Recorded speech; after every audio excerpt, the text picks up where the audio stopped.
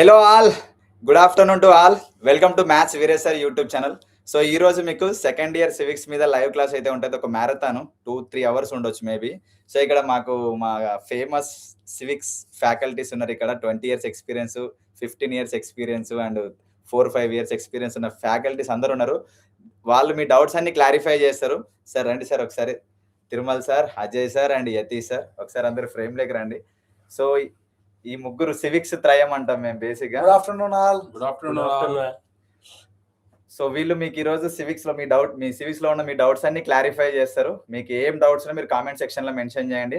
1 by 1 sir వాళ్ళు మీకు paper presentation మీద అండ్ అన్ని A to Z సివిక్స్ ఎట్లా రాయాలనేది మీకు క్లియర్ గా చెప్తారనమాట. So thank you sir, thank you for giving this opportunity. First ఇప్పుడు మీకు తిరుమల్ సార్ ప్రెజెంటేషన్ చేస్తారు మీకు. Good afternoon everyone. Today we have discussed the political science second year. 100% information available. First of all, paper pattern. In paper pattern.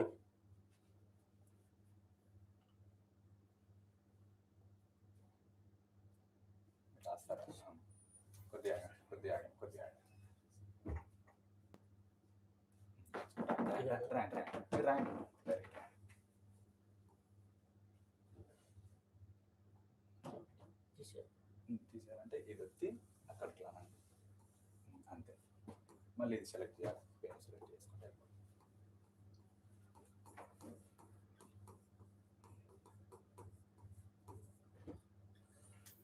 In political science second year,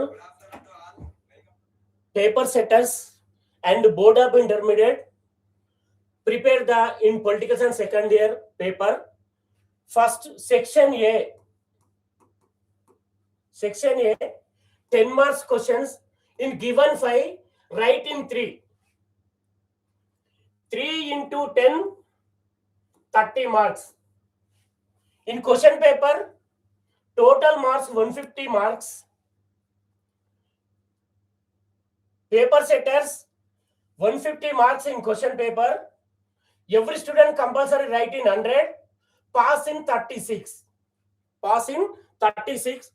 In section A, 10 marks questions given in 5, write in 3, 10 marks in 30 marks in section A. Next, section B, 5 marks question given in 12, write in 8. In 5, in 40 marks. Next, section C, 2 marks question given in 20, write in 15 into 2 in 30. In section A, 2 10 marks questions choice. Section B, 4 10 marks question choice. And section C, 5 10 marks question choice. And a total question paper 150 marks, write in 100, pass in 35 or 36. Perfect, 35. Next, time management.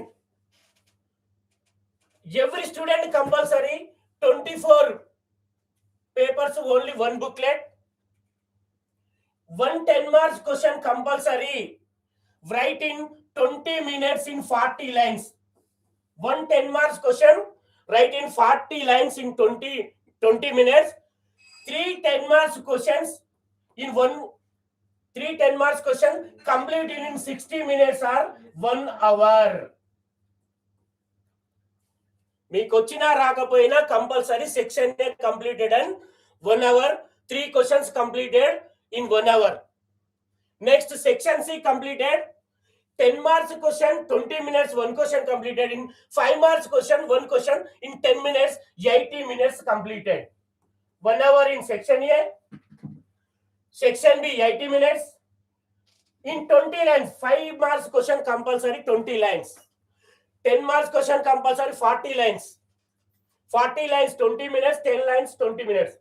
Next, 2 marks questions compulsory 30 minutes, 15 into 2. This is the very, very important political science second year Section A, Section B, Section C. This is the very, very important in time management and paper pattern. Section A. Section A, 10 marks given in 5, write in 3. Section B, 5 marks questions given in 12, write in 8. In Section C, 2 marks question 20, given in 20, write in 15. Time management also very, very important. This is the very, very important. Next,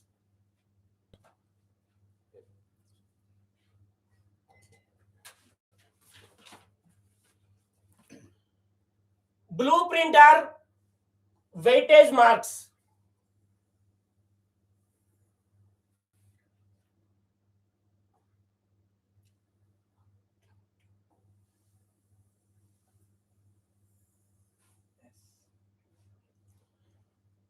Blueprint.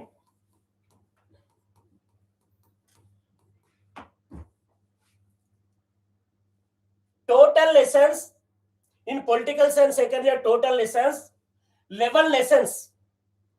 In first lesson and second lesson, third lesson, seventh lesson, in ninth lesson, compulsory 10 marks question. Total lessons 11 lessons, only 10 marks questions in first lesson, second lesson, third lesson, seventh lesson and ninth lesson. In first question 10 marks. Indian Constitution silent futures. Indian Constitution salient futures. Telugu వాళ్లకు భారత రాజ్యాంగం మౌలిక లక్షణాలు. Next second lesson fundamental rights. Next third lesson president and prime minister. Seventh lesson election commission powers and functions. And ninth lesson agitation for separate Telangana movement. In 5 lessons compulsory, first lesson Indian Constitution compulsory 100% PAKKA question. Next 7th lesson National Election Commission powers and function. National Election Commission powers and function. Powers and functions. 1 or 2 lines in introduction, 10 points explain, compulsory 10 marks question. Next, election 9th lesson, agitation for separate Telangana movement. Agitation for separate Telangana movement. This question is the very, very important. Separate Telangana movement. Telangana movement. Every student compulsory follow first lesson, first question, and 7th lesson, National Election Commission powers and functions, and agitation for separate Telangana movement also. 3 questions prepare, compulsory 3 questions in exam. Tomorrow compulsory this question and National Election Commission and agitation separate Telangana movement. 3 questions 100% PAKKA questions.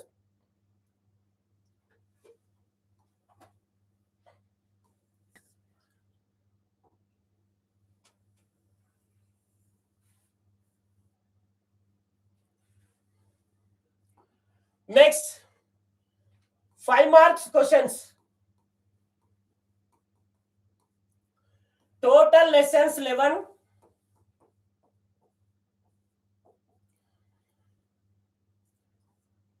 First lesson 1 question. Second lesson no 5 marks questions. And third lesson 1 question.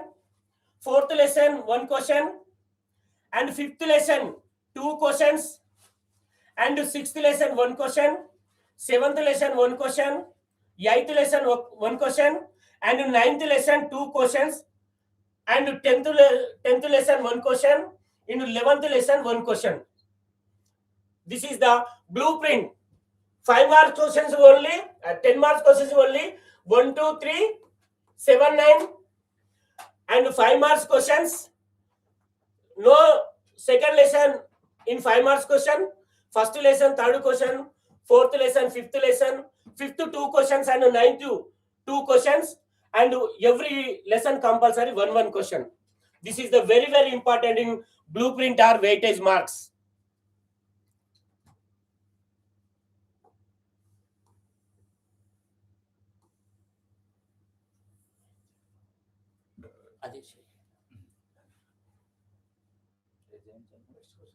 First question.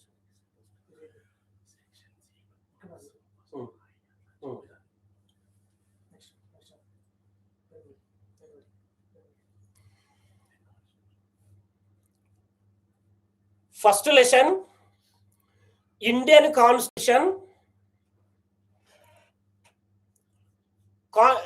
context of the Indian Constitution.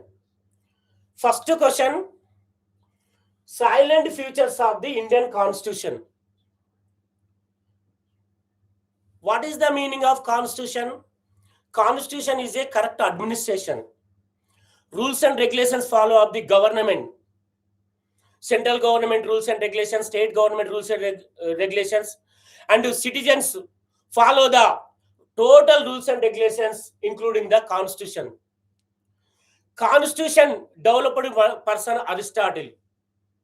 In ancient period, 158 Constitution read person in Aristotle. Aristotle was a father of political science, already discussed on first year political science. Indian Constitution is a unique Constitution. భారత రాజ్యాంగం అనేది మౌలికమైంది. Next and biggest constitution in world, best constitution and largest constitution also Indian Constitution. Indian Constitution is a unique constitution and biggest constitution in the world. For example, 7 continents, 200 above countries in best constitution and large constitution also our Indian Constitution. I am proud to our constitution. Next, it came into force on 26 January 1950. 1950 is a great festival in Republic Day. Constitution completed on 1949 November 26, and it came into force on 26th January 1950. This is the very, very important 1 or 2 lines in introduction. Introduction in compulsory. Without introduction, not 10 marks count in evaluator. Next, written and detailed constitution. Constitution divided by 2 types. Written constitution and unwritten constitution. Written constitution example India. Unwritten constitution UK and Israel, New Zealand. Written and unwritten constitution. Indian Constitution is a written constitution and detailed constitution. దీని తెలుగులో లిఖిత రాజ్యాంగము. లిఖిత రాజ్యాంగం అంటే వ్రాయబడింది. Who is body in writing? Drafting committee. Written constitution, written and detailed means written constitution means every principles are clearly information in past, that is the detailed. Written and detailed constitution. Our constitution makers 2 years 11 months 18 days many times in discussion, that is the written and detailed, not confusion, clarity information discussed by Indian Constitution. Next, India is a sovereign. What is the meaning of sovereign? Sovereign means not fear and favor in other countries. Not fear and favor other countries, that is the sovereign. And socialist.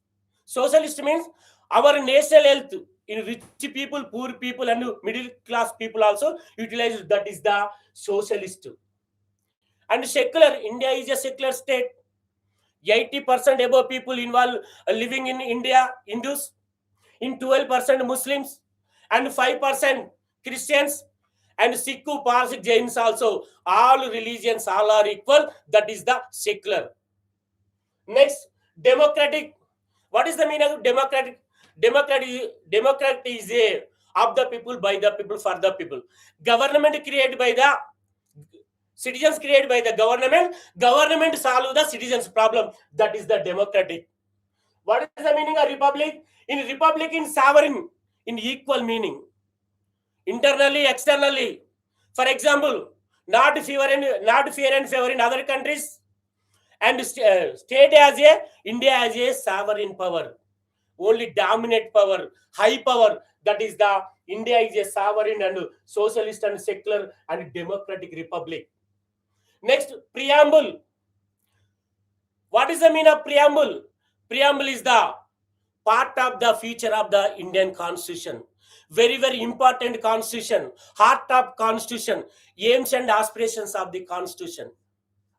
Father Dr. B.R. Ambedkar, the prepare the our Constitution drafting committee chairman. That is the preamble, including main person Dr. Jawaharlal Nehru in 1947.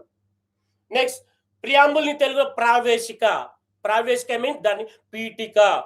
Very, very important. First, our constitution makers in first line in first page, first word is the preamble. This is the very, very important. Next, combination of rigidity and flexibility. What is the meaning of rigidity and flexibility? Constitution divided by two types in amendment method: rigidity and flexibility. What is the meaning of rigidity? Very, very important principles not to change. In case change is the critical method, that is the rigid. Flexibility. Flexibility means easily changes. Constitution implemented in 1950, present in 2026. Population, that period population low, present 1.6 population. Some principles in changes, that is the easily changes is the flexibility. This is the very, very combination of rigidity and flexibility. Compulsory, one constitution only follow the rigid method or flexibility methods. Our constitution makers and rigid method and flexibility methods, that is the very, very important rigidity and flexibility. Next, unitary and federal features. What is the meaning of unitary? Uni means one, tari means administration. For example, throughout country 146 population only controlling in the one central government, that is the unitary government. In case in emergency period, only central government rules and regulations follow, and federal government, India is a unitary government means single government. Federal government means one central government and the 28 state governments ruling, that is the federal form of government. Federal means many governments. For example, in Telangana government in Revanth Reddy, and 20 states in Andhra Pradesh, in Chandrababu Naidu, 26 other countries also. 28 states equal to one central government. 28 state government equal to a central government. That is the central government rules and regulation and state government rules and regulations also, including our constitution. Next, parliamentary government. What is the meaning of parliament? 2 marks questions also very, very important. Parliament means Lok Sabha and Rajya Sabha and President. Lok Sabha total members 545 members, Rajya Sabha total members 250 members, and President including the Parliament. Parliament means many members including the power, that is the Parliament. This system adopted by the British government. India is a parliamentary form of government. Now, for example, America president form of government, 100% powers undertaking the president, Donald Trump. In India, that system not follow, only in president 33% in Lok Sabha, 33% Rajya Sabha, in 34% powers including the president, that is the parliamentary form of government. Next, fundamental rights. Next, fundamental rights. Fundamental rights adopted by the American Constitution. Fundamental rights adopted by the American Constitution. Fundamental rights, other name is in America, Bill of Rights. Our Constitution makers, third part, 12 to 35, mentioned in our Constitution makers, 12 to 35 acts explained by the fundamental rights. For example, right to liberty, right to equality, constitutional remedies, that is the very, very important. Religion rights, that is the very, very important fundamental rights. Next, directive principles of state policy. Directive principles of state policy adopted by the Ireland Constitution. Ireland Constitution. our constitution makers including in the fourth part 36 to 51. 36 to 51. Fundamental direct principles for state policy telugulo ఆదేశిక సూత్రాలు.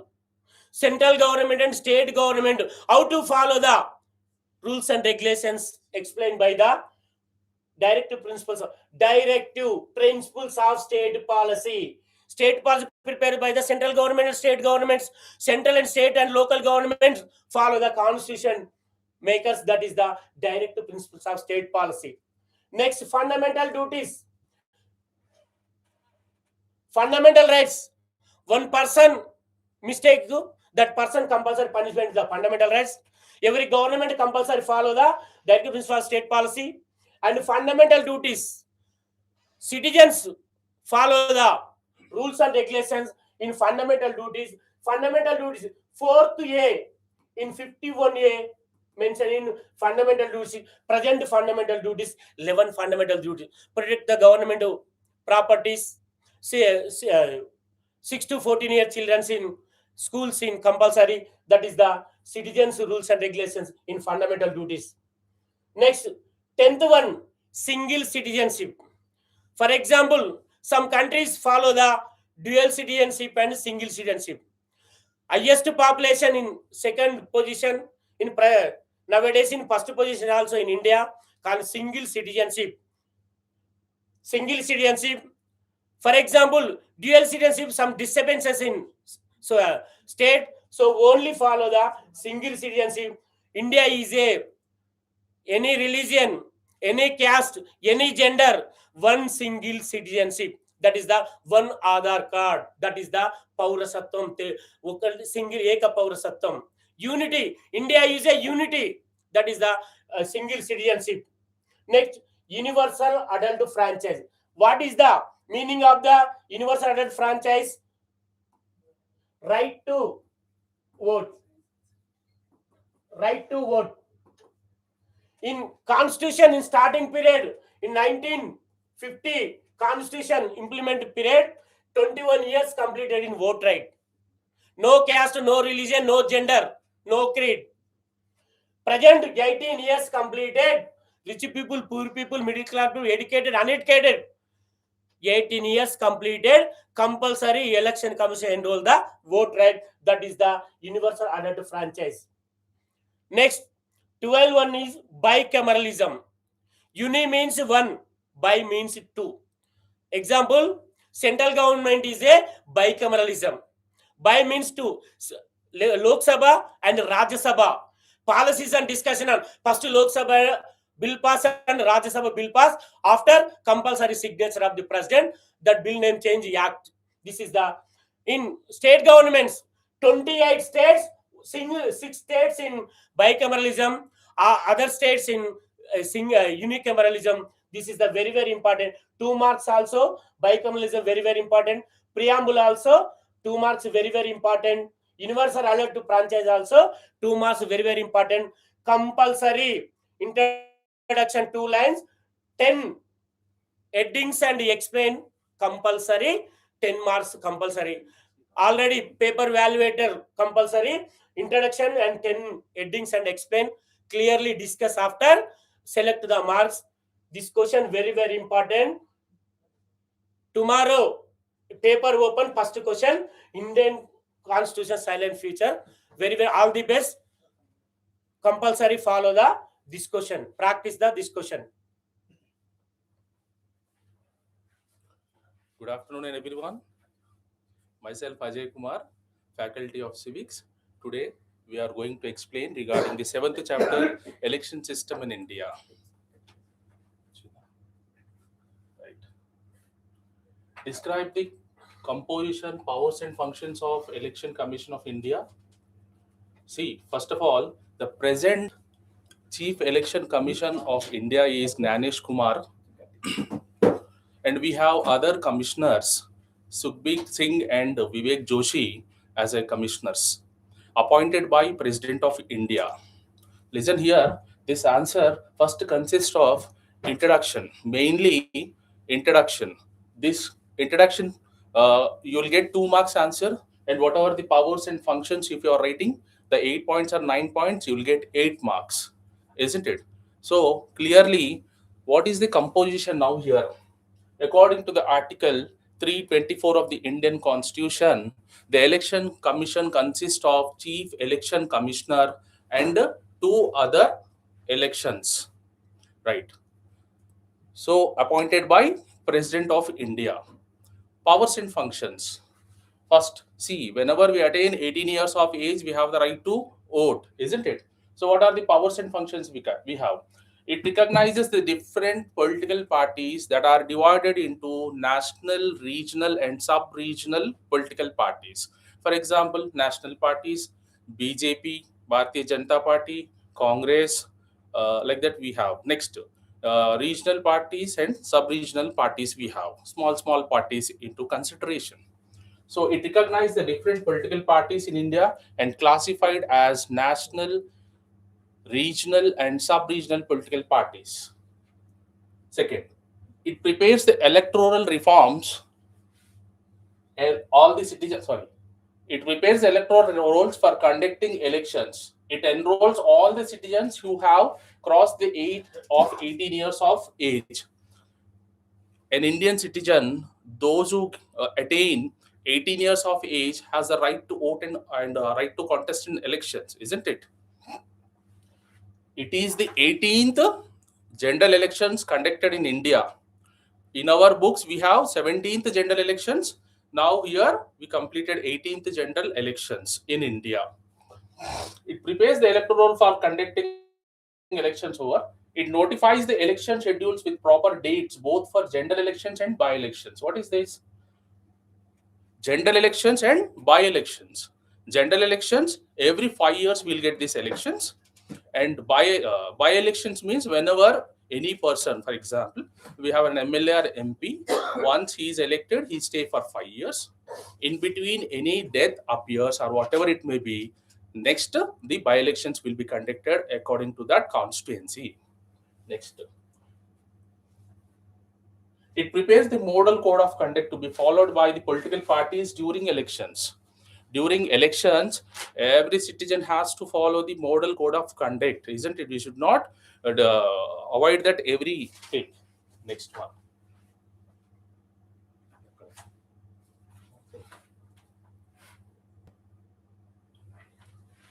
Fifth point, once you see, it supervises the machinery of elections in the country with the help of other departments to conduct free and fair elections. While conducting the free and fair elections, everyone has to be included regarding police, observer, election officers, assistant election officers, voluntaries. Everyone has to be present for a free and fair elections. Right. It cancels the polls or postpones the polls in the event of malpractices like rigging or violence. See, everyone, we are taking our voter ID card near the poll booth centers and we are showing our identity, 18 years of age, isn't it? So, in place of me, no other person has to go into go for an other vote, isn't it? It's a violation. It's a malpractices, isn't? We should not vote in place of others. Next one. It advises the President of India or the Governor of respective state on matters relating to the disqualification of a legislator. Next one, it conducts general elections and by-elections for Lok Sabha, Rajya Sabha, state legislature, assembly, and legislative council. It also conducts elections to the office of the President of India and Vice President of India. A common pen like MLA, MLCs.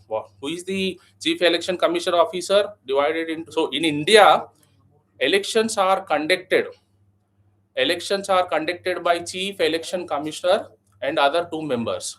It may be presidential elections, it may be prime minister, it may be state legislative assembly, MLA or MLC, or it may be in the village level, sarpanch or upasarpanchas. Anywhere elections are conducted by Election Commission of India, right?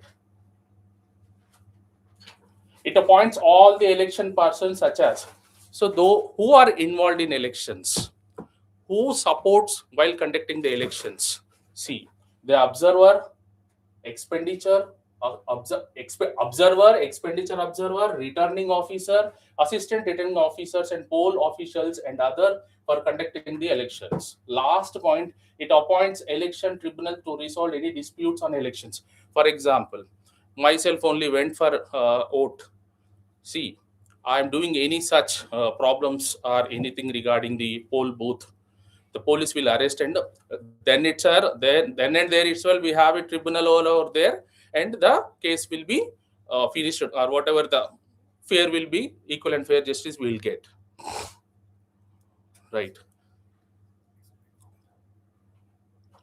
I can't explain in Telugu, but again I'll say this is very important question. Compulsory you will get in 7th chapter, first question. Second question is electoral reforms also, followed by this. If you are perfect in this answer, you will get 10 to 10 marks compulsory. As Thirumal sir explained first answer, salient features of Indian Constitution. If you are writing 10 points, it's enough for the examination. But you have to write the introduction. You have to write the compulsory 10 points. Then only you will get 10 marks. This second question is very, very important for the final examination, tomorrow's exam. Compulsory, you have to read this question. Thank you. Thank you, Ajay sir. Good afternoon, all. Hope you are you've written very well in the first year examination, especially for first years. And today we are discussing, means we are going to talk about what is the expected question paper which is going to come for tomorrow. Actually, we prepared total 150 marks question papers, which 95% of the questions are going to come in the tomorrow's examination. As earlier, it is explained by Thirumal sir and Ajay sir. In the 10 mark section, you have to write 3 questions perfectly. First one, explain the salient features of Indian Constitution. It's a PAKKA question, 100% question. Second one, describe the composition and powers and functions of Central Election Commission of India. Next, the third question, which is also very, very important, from the 9th chapter. From the 9th chapter, it is very, very important.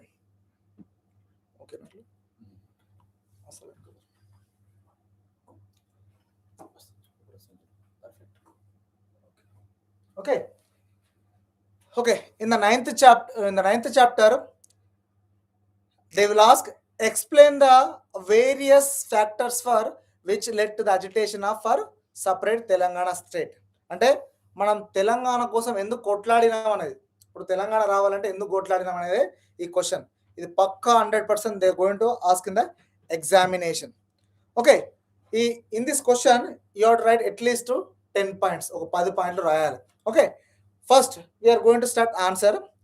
Telangana region is remained as an independent state from 1948 to 1956. మీకు తెలిసి ఉండొచ్చు, India got freedom in 1947. మా please clarify that you are having the clear audio and video క్లియర్గా ఉందో ఒక్కసారి చెప్పండి. Live లో చూసే వాళ్ళు ఆడియో వీడియో మీకు క్లారిటీ ఫుల్ స్క్రీన్ రావట్లేదు. స్క్రీన్ రావట్లేదు, కొంచెం వెనక్కి. ఓకేనా?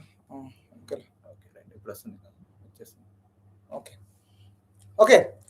Actually, our India got independence in 1947, but Hyderabad was not under the control of India.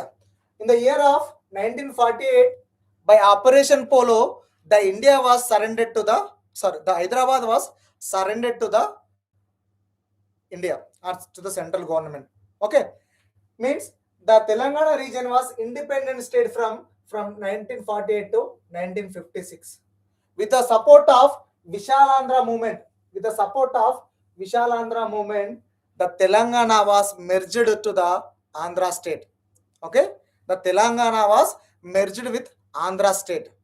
Here you have to first one Hyderabad state, then it called as a Andhra state. With the support of Vishalandra, the Telangana joined, it formed as a Andhra Pradesh. With the gentleman agreement, the Telangana was merged with the Andhra. On 1st November 1956, Andhra Pradesh was formed. It is the introduction. Screen move left side. Okay. Next, this is the introduction. In this answer, you have read 10 important points. Okay. Next, the first one, the residential qualification for public employment and education were reserved from 15 years to 4 years. More than 50,000 of Andhra were holding jobs. People of Telangana lost their employment and educational opportunities. In the best we can call mulki. What is mulki? Mulki is nothing but the resident of a place. In Urdu, mulki is nothing but the person who is the resident of that place. Means earlier the people who are going to stay in Hyderabad and Telangana region, if they are going to stay for 15 years, they called as a mulki. Mulki means there is a resident of that place. Okay, earlier there it has 15 years, but it suddenly are reduced to the 4 years. అంటే ఏంది, ముల్కి అంటే ఏంది, ఒక 15 సంవత్సరాలు ఎవరైతే హైదరాబాద్లో ఉంటారో వాళ్ళని ఇక్కడ వాళ్ళకు రెసిడెంట్ సర్టిఫికేట్ ఇచ్చేది. అప్పుడున్న ఆంధ్రప్రదేశ్ ప్రభుత్వం ఏం చేసిందంటే మనం నెగ్లెక్ట్ చేసింది. దాని ద్వారా ఆ 15 ఇయర్స్ నుంచి ఆ 4 ఇయర్స్కి దాన్ని రెడ్యూస్ చేయడం వల్ల మోర్ దెన్ 50,000 ఆంధ్ర వాళ్ళకు మంచి మంచి ఆపర్చునిటీస్ వచ్చేసినాయి. Education opportunities and job opportunities వచ్చేసినాయి. Means the residential qualification, residential అంటే మనం రెసిడెంట్ సర్టిఫికేట్ అన్నట్లు. Okay, the residential qualification which was there 15 years, it was reduced to the 4 years. By reducing to the 4 years, the Telangana people, the original Hyderabad people lost their job opportunities. They lost the educational opportunities. It is the first reason we started agitation. అంటే ఆ first కోపం, అంటే ఆ first కారణంగా మన తెలంగాణ ప్రజలకు కోపం వచ్చింది. అరే 15 years నుంచి 4 years వల్ల అప్పటికే హైదరాబాద్లో ఒక 50,000 ఆంధ్ర వాళ్ళు ఉండడం వల్ల వాళ్ళకు అవకాశాలు ఎక్కువ పోయి మన తెలంగాణకు సంబంధించిన వాళ్ళు నష్టపోయాలని ఒక ముల్కీ ఉద్యమం, ముల్కీ మూమెంట్ అనేది వరంగల్ స్టార్ట్ అయింది. ఆ కాకతీయ యూనివర్సిటీ నుంచి తర్వాత హైదరాబాద్ చేరుకుంది. ఇప్పుడు మనకు అంత అవసరం లేదు డీటెయిల్గా. But the qualification which is there from 15 years to 4 years, it was reduced. దానివల్ల the Telangana people were loosed their opportunity. It is the first reason where we agitated. అంటే మన కోపం వచ్చి మన తెలంగాణ మనకు రావాలని అనుకున్నాం. Next, human development in Telangana region was neglected to the composite of Andhra Pradesh, but the contribution of Telangana region to the state revenue always more than 40%. Means human developments from Telangana, we are paying more than 40% taxes. We are generating 40% revenue to the Andhra Pradesh government, erstwhile Andhra Pradesh government. But we are not getting at least to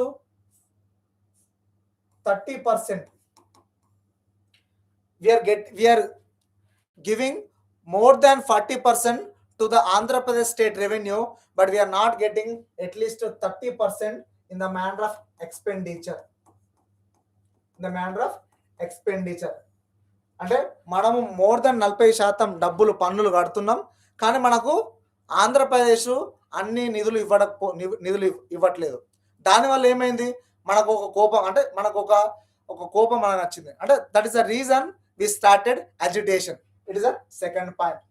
next, after the separate Andhra agitation in 1973, agitation అంటే Andhra agitation అనేది 1973లో అయింది. Okay, the Mulki rules and Telangana regional committee both were cancelled. Actually, we should know about Telangana Regional Committee and Mulki rules. What is Telangana Regional Committee means, when in the gentleman agreement which is happened in the 1956, where the both Telangana and Andhra Pradesh leaders are attended, the Congress High Command conducted a agreement between Telangana and Andhra leaders. That is called as a gentleman agreement. In Telugulo emantarante pedda manusula oppandam. In that gentleman agreement, the first provision means establishment of establishment of Telangana Regional Committee, TRC. Telangana Regional Committee. What is the purpose of Telangana Regional Committee? To develop the Telangana. Where? To develop the Telangana in educational opportunities, in health opportunities, in river water distribution opportunities. Mean the Telangana Regional Committee was formed after the gentleman agreement. But after the Andhra Pradesh agitation in 1973, the Mulki rules and Telangana Regional Committee were abolished. అంటే ఏమైంది, ఈ Andhra agitation 1973లో జరగడం వల్ల ఆంధ్ర నుంచి ఎక్కువ pressure, ఎందుకంటే అక్కడ first Andhra Pradesh government ఉండే కాబట్టి ఆంధ్ర ప్రెషర్ ఎక్కువ రావడం వల్ల ఈ తెలంగాణ రీజనల్ కమిటీ మన కోసం ఏదైతే ఏర్పాటు చేసిందో తెలంగాణ ప్రజల కోసం, దాన్ని ఈ ఆంధ్ర నుంచి ప్రెషర్ ఎక్కువ రావడం వల్ల దాన్ని తీసేసిళ్ళు. దానివల్ల మళ్ళీ ఏమవుతుంది, మన తెలంగాణ ప్రజలకు మళ్ళీ ఆపర్చునిటీస్లో వెనకపోతుంది. By that removal of Telangana Regional Committee, we are again thrown into the backwardness. Okay, this is the another region where we agitated, అంటే మనకు మళ్ళీ కోపం వచ్చింది, మళ్ళీ పోరాడదామని. Next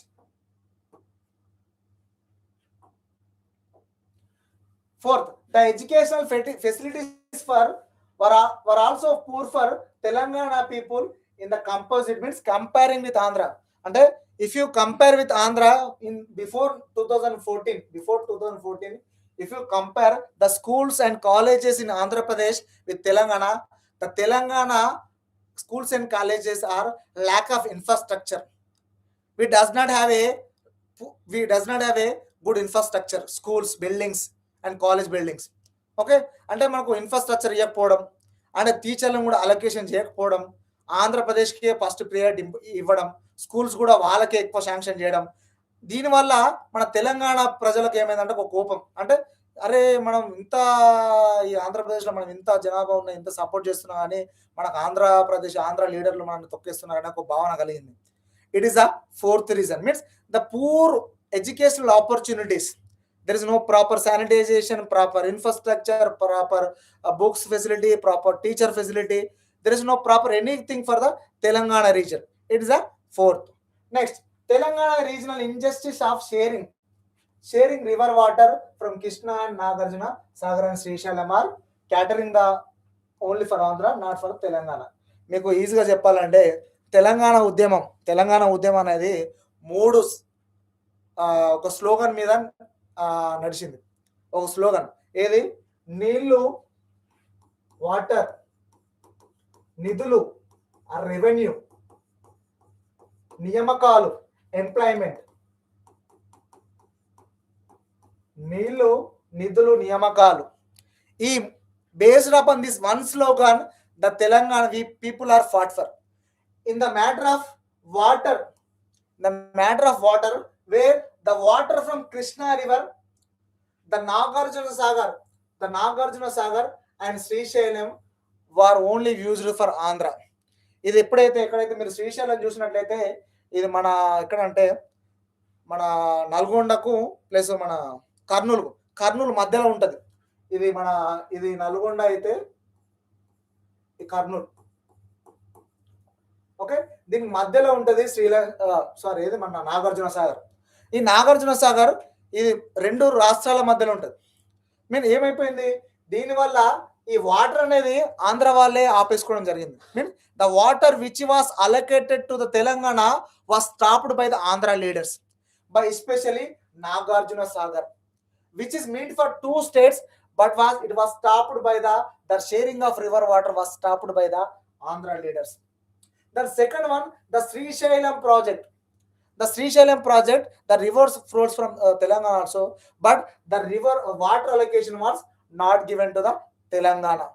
It is a fifth reason. Okay, అంటే మనకు కావాల్సిన నాగార్జున సాగర్ నుంచి రావాల్సిన వాటర్ అయినా కానీ, శ్రీశైలం సాగర్ నుంచి రావాల్సిన వాటర్ కానీ, ఇది మనకు రావాల్సిన వాటర్ని ఆంధ్ర లీడర్లు అప్పుడు వాళ్ళకున్న పొలిటికల్ గేమ్స్ వల్ల మనకి ఇవ్వకపోవడం వల్ల నీళ్లు లేకపోతే మనం అగ్రికల్చర్ చేసుకోలేమని అక్కడ కోపం వచ్చి మనం అజిటేషన్ అనేది, ఇవన్నీ వేరియస్ రీజన్స్. మనం తెలంగాణ మూవ్మెంట్ ఎందుకు చేశామనేది ఇవన్నీ various reasons.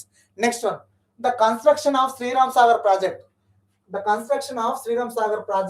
which is meant for Telangana region was is very slow even after 50 years.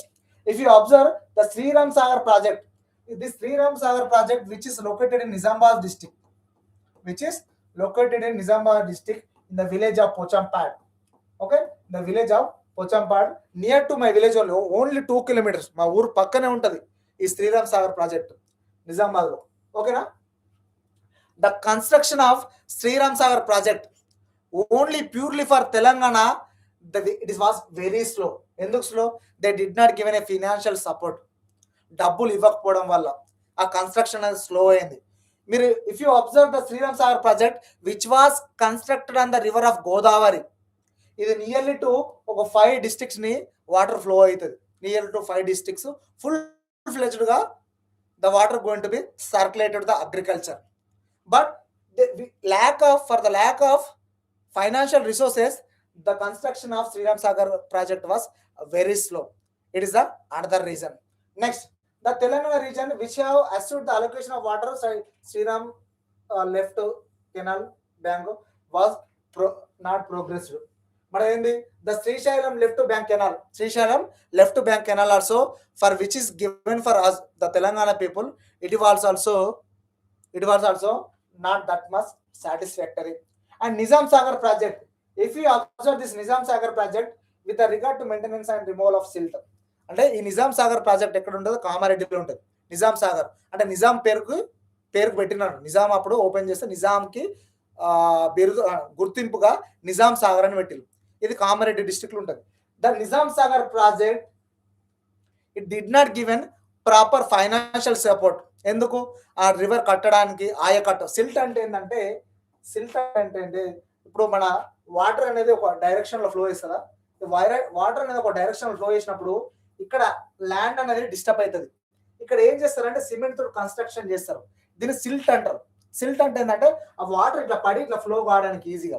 ఈ సిల్ట్ డ్యామేజ్ అయిపోవడం అంటే lack of financial resources, the silt ayacut was damaged. అంటే నిజాం సాగర్ కూడా ఫండ్స్ లేకపోవడం వల్ల దాని ప్రాపర్ మెయింటెనెన్స్ చేయలేకపోయింది. దానివల్ల ఏమైందంటే ఒకరోజు ఆయకట్ట తెగిపోయి, ఒకసారి ఏమైందంటే ఒక ఆయకట్ట తెగిపోయింది, సంవత్సరంలో ఆయకట్ట తెగిపోయి lakhs of acres were damage, కొన్ని లక్షల ఎకరాలు డ్యామేజ్ అయిపోయి మొత్తం పంట నష్టం జరిగింది. దానివల్ల రైతులు కూడా సూసైడ్ చేసుకున్నారు. అంటే ఈ నిజాం సాగర్ ఏదైతే ఉన్నదో మన కామారెడ్డి డిస్ట్రిక్ట్ లో, without for not giving of financial resources, by this reason also we are agitated. Next, Manjira river which meet for emanating irrigation facility in Medak and Nizamabad districts Telangana region but diverted to Hyderabad.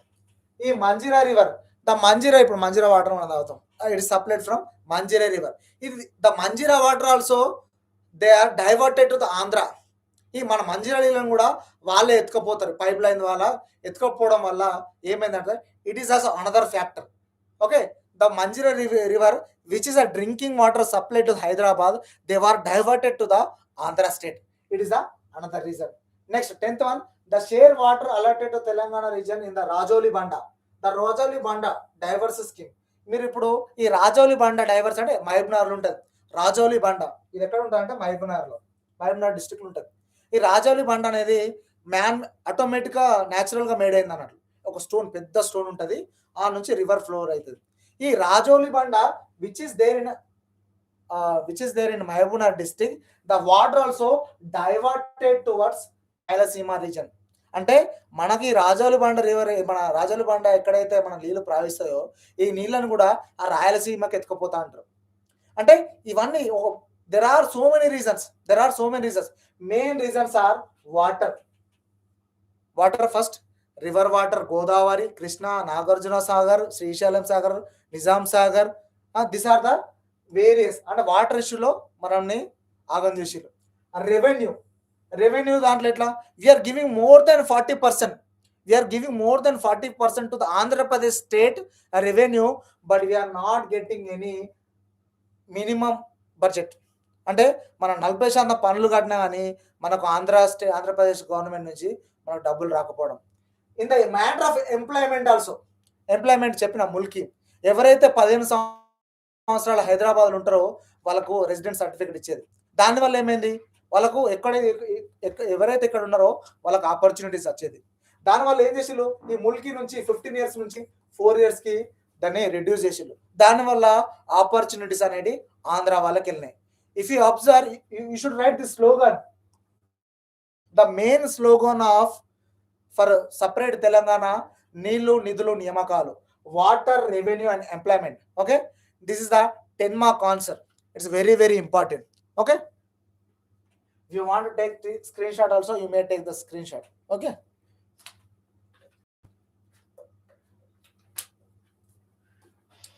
it is a 100% guarantee question. Okay, what are that questions? First question, salient features of Indian Constitution. You have to write 10 points, no doubt in that one. In the second question, explain the powers and functions of Central Election Commission of India. Third question, what are the various factors which led to the agitation for separate Telangana state? These 3 questions you should write mandatorily. Okay, if you write these 3 questions, you will get 30 marks. Okay,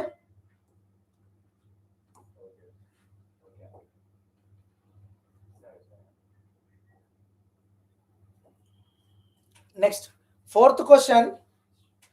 The fourth question, explain the powers and functions of Prime Minister of India.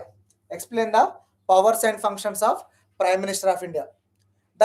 In India, the Prime Minister called as a real executive. In India, the Prime Minister called as a real executive. Why? He will take all the decisions. He will take all the important decisions. The central government, under the leadership of the Prime Minister only, all the decisions are going to be taken. Next, head of the union government also the Prime Minister. Next, according to Article 74, according to which article? According to Article 74 of the Indian Constitution, there will be Council of Ministers under the leadership of Prime Minister, who are going to advise the President. Means, according to 74 article, there will be Council of Ministers under the leadership of Prime Minister. They're going to advise the President. Okay, in India, the President called as a real executive. In India, the President called as a real executive. Okay, if you read these 4-5 lines introduction, it is enough. Next, the powers and functions of Prime Minister. You have read these 6 points. Okay, first one, Prime Minister is the leader of the Union Cabinet. What is meant by Union Cabinet? Cabinet is nothing but important ministers. Cabinet is nothing but important ministers. Cabinet nothing but important ministers. Okay, under the leadership of the Prime Minister only, the Union Cabinet going to held for so many times. Okay, under the leadership of the Prime Minister only, the Union Cabinet going to take the decisions. Who are the cabinet? For example, Finance Minister, Defense Minister, next Railways, next Revenue, Agriculture. These are called as a cabinet. Under the leadership of the Prime Minister only, the Union Cabinet going to held a meeting. In that Union Cabinet, the Prime Minister going to take all the important decisions. Okay, now if you read these 2-3 points, it is enough. Next, second point, the leader of the Parliament. Okay, the Prime Minister selected from whether it's a Lok Sabha or Rajya Sabha, but he called as a leader of the Parliament. If you observe what is meant by Parliament, Parliament is nothing but Lok Sabha and Rajya Sabha. Okay, Lok Sabha and Rajya Sabha. Though the Prime Minister going to selected from either of the houses, the Prime Minister selected from either of the houses, the Prime Minister called as a leader of the Parliament. Why he called as the leader of the Parliament means he going to address the both Parliament. He has to answer in the Lok Sabha, he has to answer in the Rajya Sabha. Okay, that's why he called as a leader of the Parliament. Next, leader of the union government. Already we know, if any party, if any single party got majority, they going to form the government. If any single party or with the coalition also, they going to form the government. Under the leadership of the prime minister only, the union government going to function. Under the leadership of the prime minister only, the union government going to function. From the total MPs, member of parliamentarians, from the total MPs, one person is going to become the prime minister. One person going to become the prime minister. Okay. Under the leadership of the prime minister only, the union government going to take the decisions. Next, the prime minister is a link between president and union cabinet. Okay. The president is a called as a bridge. Prime minister called as is a bridge between the prime minister called as a bridge between the president and council of ministers. Sir, we need 2 marks as soon as possible. Wait, after this completion of 10 marks, we are going to discuss 2 marks. Okay, na? Okay, we'll directly move to the 2 mark question, then we'll discuss 5 marks. Okay. The prime minister is the link between president and union cabinet. Why is the link? Means all the decisions are which are taken by the union cabinet, they are going to inform to the president. In India, the president called as a nominal executive. Though he is a nominal executive, the prime minister and the council of minister has the right to inform all the decisions to the president. That's why the prime minister is called as a link. Prime minister is called as a link between Union Council of Ministers and President. Okay? Because he is the nominal executive. Without signature of the president, the bills are not going to be made as a acts. Next, 5th point is the leader of the nation. Prime minister called as a leader of the nation. Why called as a leader of the nation? If prime minister going to visit foreign countries, the prime minister visit foreign countries, he going to address the nation. He going to address the nation. All the important decisions also going to take in the name of the president. All the important decisions also going to take in the name of the president. Who are going to take the decision? The prime minister going to take the decision in the name of the president. That's why he called as the leader of the nation. And also, if any kind of natural calamities, floods, droughts, any kind of disasters occur, the prime minister going to address the nation. That's why he is called as a leader of the nation. Next, other powers and functions. What are the other powers and functions? What are the other powers and functions? The prime minister is the chairman of Niti Ayog. Prime minister is the chairman of Niti Ayog. What is meant by Niti Ayog? National Institution for Transforming in India. Under the leadership of the prime minister only, then Niti Ayog going to run. Next, he is the chairman of National Integration Council. National Integration Council. Prime Minister is the chairman of National Integration Council. Next, he is going to be the chairman of Interstate Commission. Means what are the important committees are there under the union government? The prime minister going to take the leadership. That's why he called as a chairman for all important committees. These are the important side heading. In the examination, you should write this all 6 side headings with introduction 4 to 5 lines, and you have to write this all the 6 points. Okay, if you want, take the screenshot. You can take now. We are going to start next question.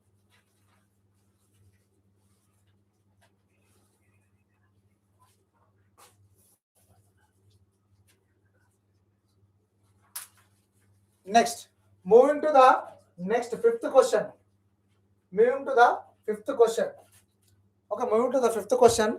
It is a 10 mark question. It is a 10 mark question. Sir, can we write answers only with blue pen, or you can use blue or black? Sir, can you write answers only with blue pen or black pen? You can use both pens. For mostly what I suggest means For side heading, you should use black pens. For normal, your rest of the answer, write with blue. Okay. Next, fifth question. It is very important question, but some of the students are unable to remember this question. If you remember this question, you become easily topper. You're going to become the topper. Explain the fundamental rights which are incorporated in the Indian Constitution. Okay. First one, introduction. Fundamental rights are incorporated in the part 3. Means there are 22 parts there in the Indian Constitution. Part 3 talks about fundamental rights, and these are mentioned from Article 12 to 35. Originally, we are in 395 articles now. From Article 12 to 35. From Article 12 to 35, we are going to discuss fundamental rights. These fundamental rights are justiciable. Means if our fundamental rights are violated, we approach the courts. We are going to approach Supreme Court. That's why these are all called as a justiciable in nature. These are all called as a enforceable. These are all called as a enforceable. Okay. Presently, there are 6 fundamental rights. But earlier in the 1950, we are having the 7 fundamental rights. But through the 44th Constitution Amendment, in the year of 1978, right to property is the 6th fundamental right which was deleted. Okay, no need to worry. Just go through these articles. Okay, next, what are the? At present, there are 6 fundamental rights. What are that one? Right to equality, right to freedom, right against exploitation, right to freedom of religion, cultural and educational right to constitutional remedies. Earlier, we are having the right to property as a fundamental rights. It was removed or deleted from our constitution. Okay. First, Article 14 to 18. It is talks about equality. For example, okay, we are going to discuss detailedly. First, Article 14. What is Article 14? You can write simply. What is Article 14? Equality before law. Equality before law and equal protection of law. Next, Article 15. There should not be no discrimination. Article 15. There should not be no discrimination on the grounds of, what are the grounds? There should not be no discrimination on the grounds of, you may write, okay, you can take the class notes also. No discrimination on the grounds of religion, caste, gender, race, etc. Okay, there should not be no discrimination on the grounds of religion, caste, gender, and race. Race nothing but color of the person. Next, Article 16. What is Article 16? You can write this one line only, enough. If you write this one line, the examiner going to understand you are having the concept, what you are having the thorough knowledge on fundamental rights. Next, what is Article 16? There should be equality of opportunities. There should be equality of opportunity. There should be equality of opportunity in the matter of public employment. Okay, there should be equality of opportunity in the matter of public employment. Means in the public employment there should be equality of opportunity. Okay, next, what is Article 17? Article 17 state that there should abolition of untouchability. Abolition of untouchability means you should not make the any kind of discrimination. Untouchability should not be there. The untouchability, if any person do the untouchability, it is a punishable offense. Next, what is Article 18? Abolition of titles. Okay, what is Article 18? Abolition of titles. These all articles from 14 to 18, they are going to talk about equality. That's why this first one called as a right to equality. You may copy. Economics, next class you are going to cover economics. No need to worry. Okay. Next, You may take the screenshot.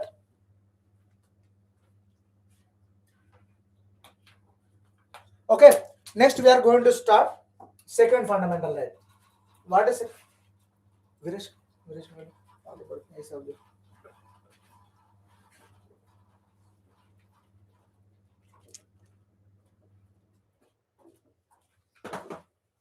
Next.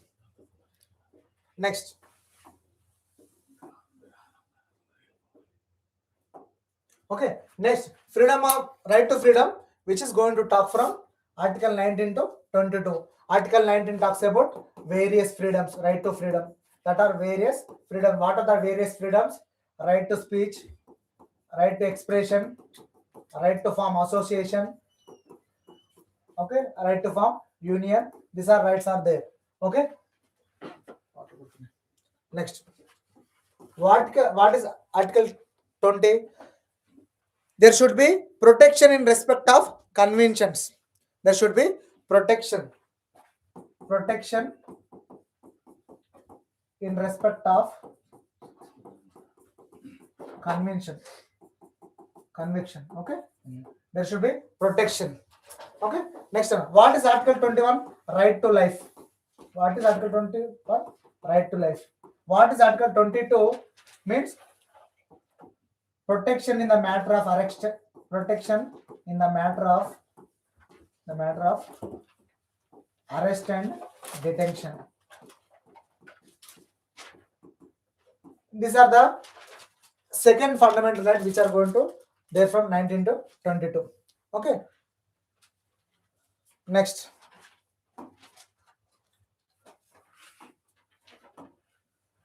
Right against the right against the exploitation. Article 23 and 24 talks about exploitation. Means what Article 23 going to say? There should be protection of child labor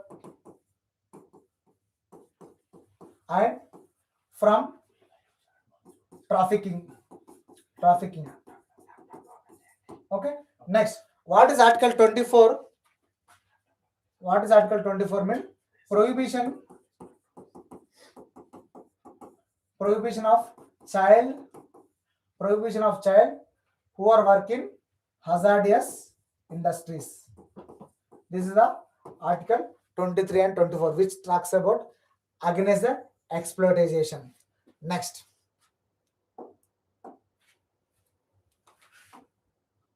Okay, then Article fourth one talks about freedom of religion. From Article 25 to 28 going to talks about freedom of religion. 25 talks about every person has a right to profess, practice and propagate any religion. What is Article 26? Every person has a right to manage their own religious affairs. What is Article 27?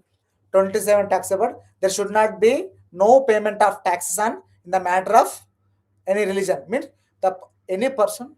Sir, Article 23 explain once again. Article 23 prohibition of trafficking of human beings and child labor.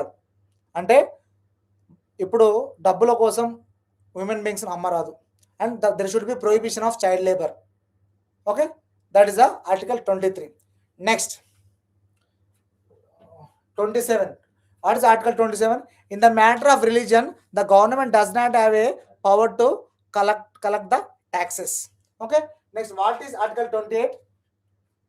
Every religion has the right to manage their own religious affairs. Next, fifth one, Article 20, right to cultural and educational rights. Article 29 and Article 30. What is Article 29? The minorities has the right to protect their language and culture. Okay. Article 29 ప్రకారం ఏంటంటే it is a మైనారిటీగా హక్కులు అంటారు. మైనారిటీస్కి హక్కు ఉందన్నట్లు. ఏంది they going to వాళ్ళ మైనారిటీస్కి వాళ్ళ లాంగ్వేజ్ని వాళ్ళ కల్చర్ని ప్రొటెక్ట్ చేసుకునే హక్కు ఉంది. That is article 29. Means according to article 29 the minorities has the right to protect, conserve their script, their language, their culture. What is Article 30? The minorities has the right to establish their own educational institutions. అంటే minorities వాళ్ళ మతం పేరు మీద educational institutions పెట్టుకోవచ్చు. Means according to article 30, the minorities okay, the minority will not come in the answer, but attend, so please you'll get okay. Article 30, the minorities has the right to establish their own educational institutions. Last one, Article 32, it is called as a right to constitutional remedies. It is very, very important article. Means if above all fundamental rights from Article 12 to 34, if 35, if any article 12 to 32, if any article violated, according to Article 32, we are having the right to move to the Supreme Court. That is called as a constitutional remedy. According to Article 32, if any of our fundamental right is violated, we are going to approach the Supreme Court. According to Article 32, there are writs are there. There are 5 types of writs: habeas corpus, mandamus, prohibition, quo warranto, and certiorari. These writs are there under Article 32. Okay, but keep in your mind, you have to mostly focus on the 3 questions: salient features, election commission powers and functions, and what are the various causes for agitation for separate Telangana state. Okay na?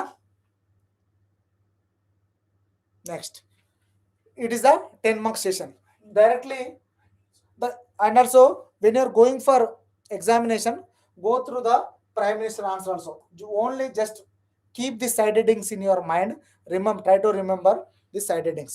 Okay, next. Right, 2 marks right. Now Ajay sir going to take the 5 more questions.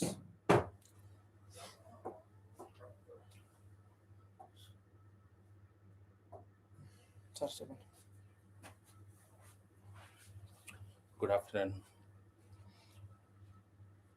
Our 10 mark session is over. Now we come for 5 marks answer. See, in Hindi, Telugu, English, everything will be, we are trying our level best to give you in Hindi also. Don't worry, we will speak in Hindi also, English, Telugu. Why? Because many will be not knowing English and Hindi. Someone are knowing Telugu also, right? Like that. So we have the next question in the first chapter. Constitution, Indian Constitution is divided into 2 parts. Once you see the questions, Indian Constitution, and the second part is Britishers. So the British ruled India from 1885 to 1947 in India, isn't it? So that answer is regarding the causes for the birth of Indian national movement, phases of Indian national movement, moderate phase 1885 to 1905, next extremist phase 1905 to 1920, next Gandhian phase 1920 to 1947 is the last stage, Gandhian principles. 10 marks answer in the first chapter, salient features of Indian Constitution, followed by the second answer also you read. Sometimes it may come. For example, this question 5 marks comes. Causes for the birth of Indian national movement. Right. First one is British colonial rule. I already said Britishers ruled India from 1885 to 1947. All the infrastructural facilities like telephone, bridges, airways, telecommunication system, penal codes, criminal codes, everything was introduced by Britishers only. We were not knowing anything. We were not knowing English language also, how to speak in English. So British colonial rule means infrastructural facilities developed by the Britishers. They also introduced Indian civil services, IAS, IPS, like that. But the examination preliminary was in other countries. They were writing, we don't have any center in India. These are the this is the first one, British colonial rule. British introduced infrastructural facilities. This is very important question, compulsory question. Just understand the concept and write the, first you have to write the side headings.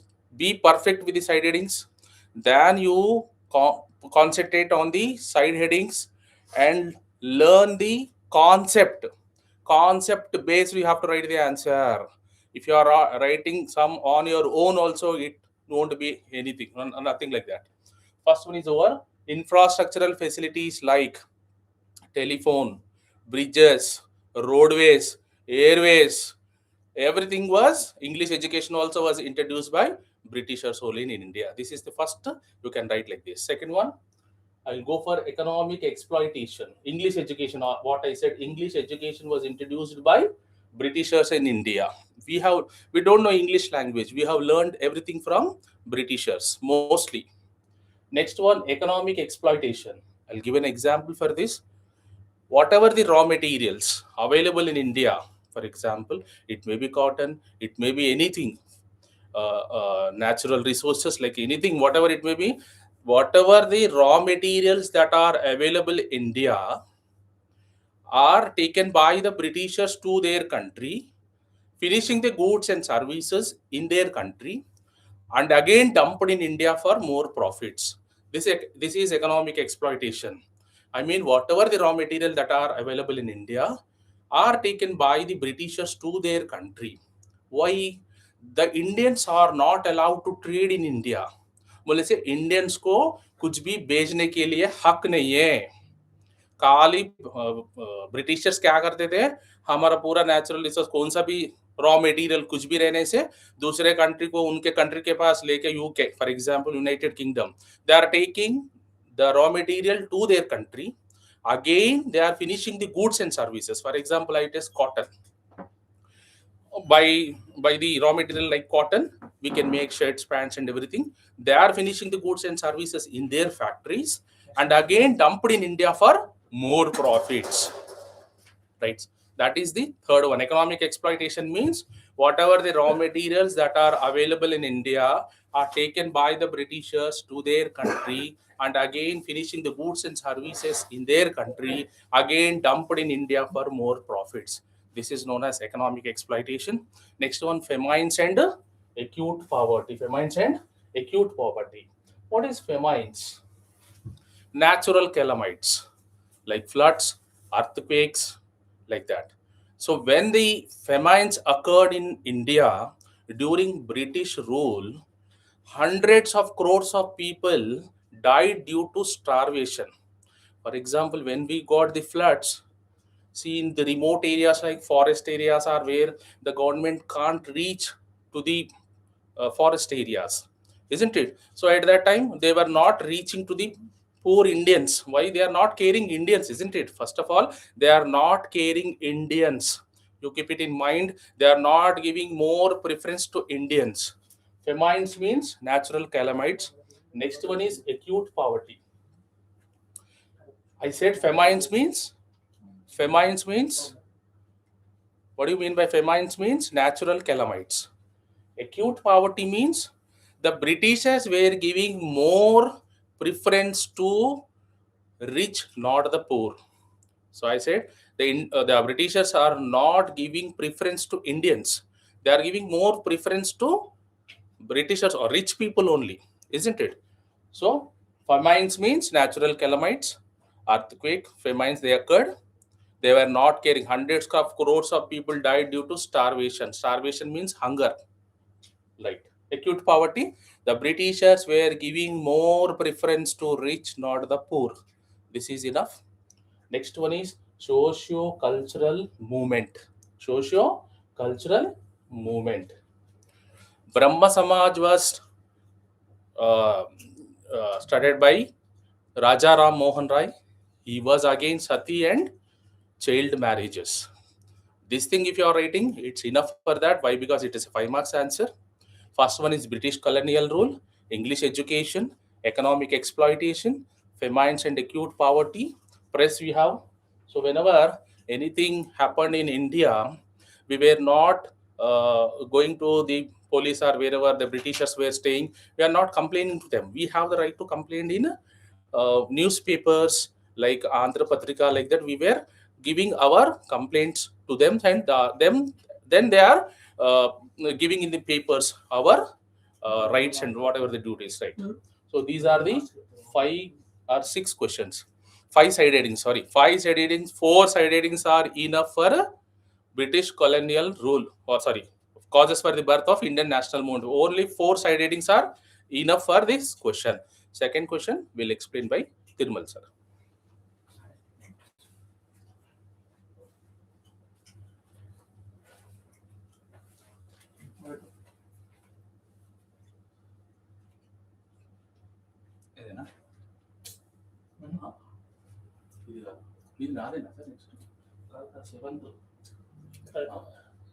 Yes.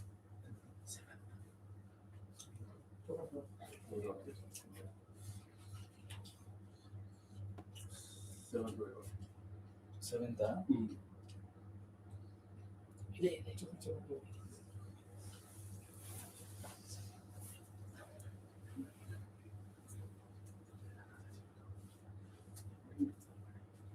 Write about election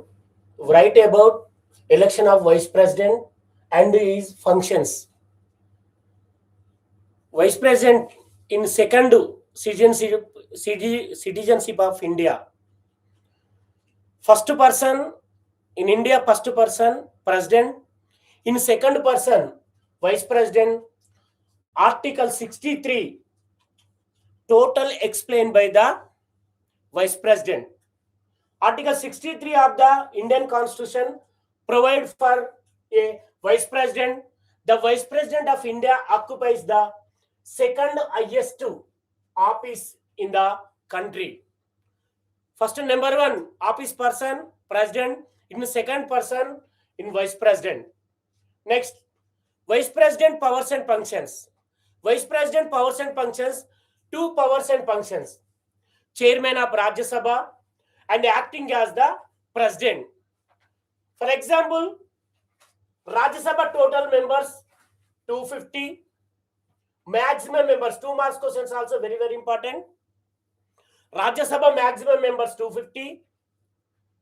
Present maximum members 245. 12 members nominated in president. 238 members in elected in Lok Sabha members and state legislative assembly members. 4 lines, 4 points and 2 marks. Rajya Sabha maximum members 250. Present Rajya Sabha members 245. 12 members nominated president and 238 members elected in Lok Sabha members and state legislative assemblies. 2 marks questions very, very important. First function, chairman of Rajya Sabha. Rajya Sabha total members 250. 250 members controlling by the Rajya Sabha chairman or vice president. The vice president of India acts as the ex officio chairman. What is the meaning of ex officio chairman? For example, one bill discussion on Rajya Sabha, passed bill against members 50% and bill passed in 50%, that bill was tie. In Rajya Sabha chairman, in negative vote or and positive vote, that is the casting vote. The vice president of the India as the ex officio chairman. Ex officio chairman means full power in negative bill on vote and positive bill on vote, that is the casting vote. He presides over the meeting of the Rajya Sabha. Total Rajya Sabha meetings conducted by the Rajya Sabha chairman and vice president. And conduct the business of the house. In Rajya Sabha, every bill, every information controlling by the Rajya Sabha chairman. He exercised the casting vote in case the members have voted equally in favor and the against a bill. This is the very, very important in Rajya Sabha chairman in first function. Once again, the Vice President of India act as the ex officio chairman, very, very important person in Rajya Sabha member of the Rajya Sabha. He presides over the meeting of the Rajya Sabha and conduct the business of the house. He exercise the casting vote in case the members have voted equally in favor and the against bill. Rajya Sabha chairman not member in Rajya Sabha, elected on the Lok Sabha members and Legislative Assembly members. Vice President or Rajya Sabha chairman, very, very important person. In casting vote, 50% negative vote and 50% positive vote. In Rajya Sabha chairman vote is a casting vote. In favor or negative vote elected, choose the Rajya Sabha chairman. This is the very, very important point. Next, acting as the president. When a vacancy in a president post vacancy occurs in the office of the president due to his resignation. Resignation means president not interested in president post, that post to call empty, that fulfill of the Rajya Sabha chairman. Next, impeachment. What is the meaning of impeachment? In case vice president in corruption, any mistake in Lok Sabha and Rajya Sabha against of the bill pass of the vice president, that is the impeachment. Death or otherwise death, automatically suddenly death also in empty of the vice president post in fulfill president post in fulfill of the vice president. The vice president of India act as the president. He acts as the temporary period of exceeding the 6 months. 180 days or 6 months compulsory for in period after in president election in new president in post. That is the very, very important. In 5 marks introduction 1 mark, chairman of Rajya Sabha 1 heading and explain 2 marks, and again acting as the president heading and explain 2 marks. 1, 2 to 5 marks. Very, very compulsory important question. Tomorrow this question compulsory.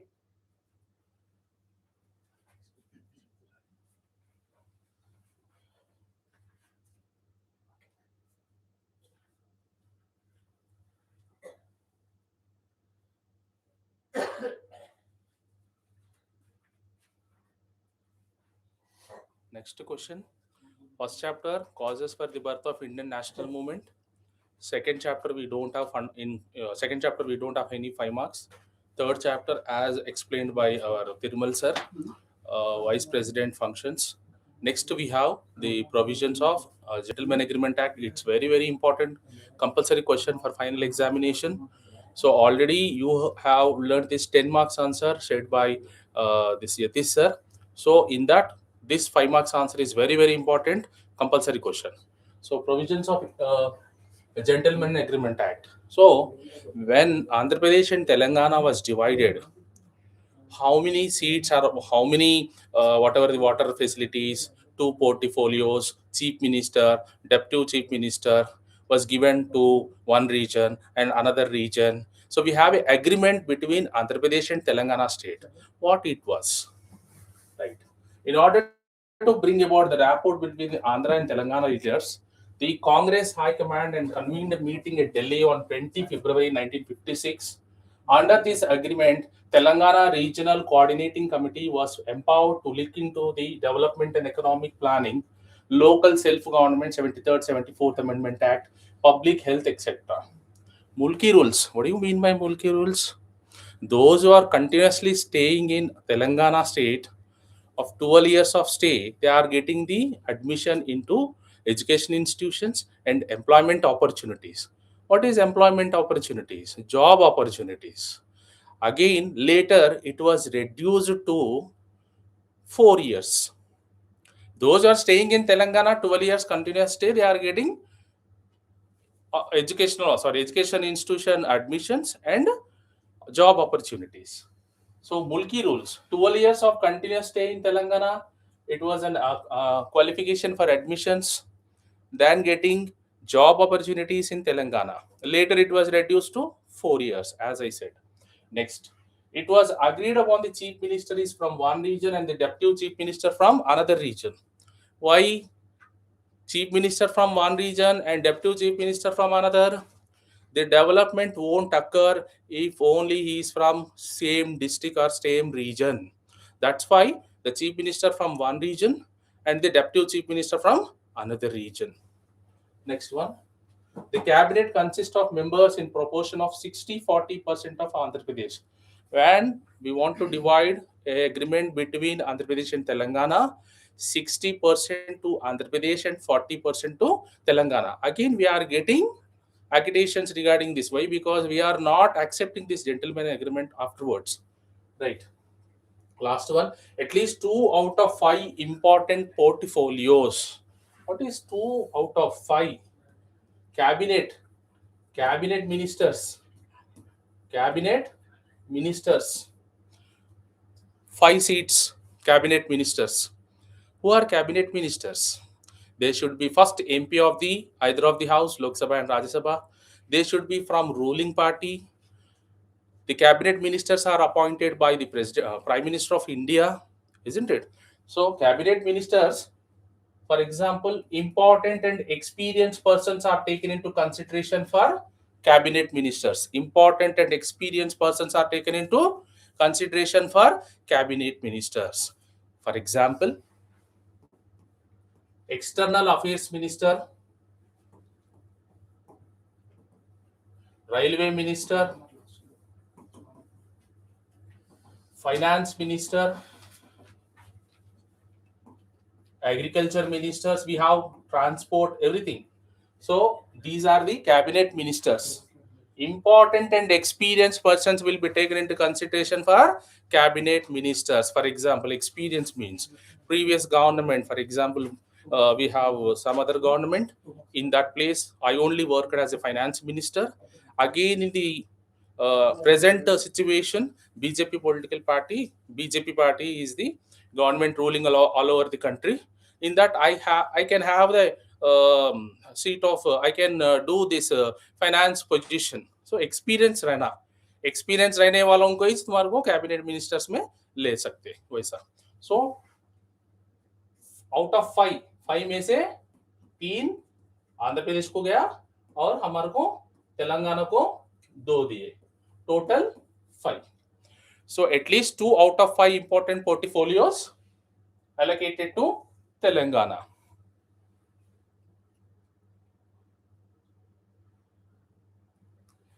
Voice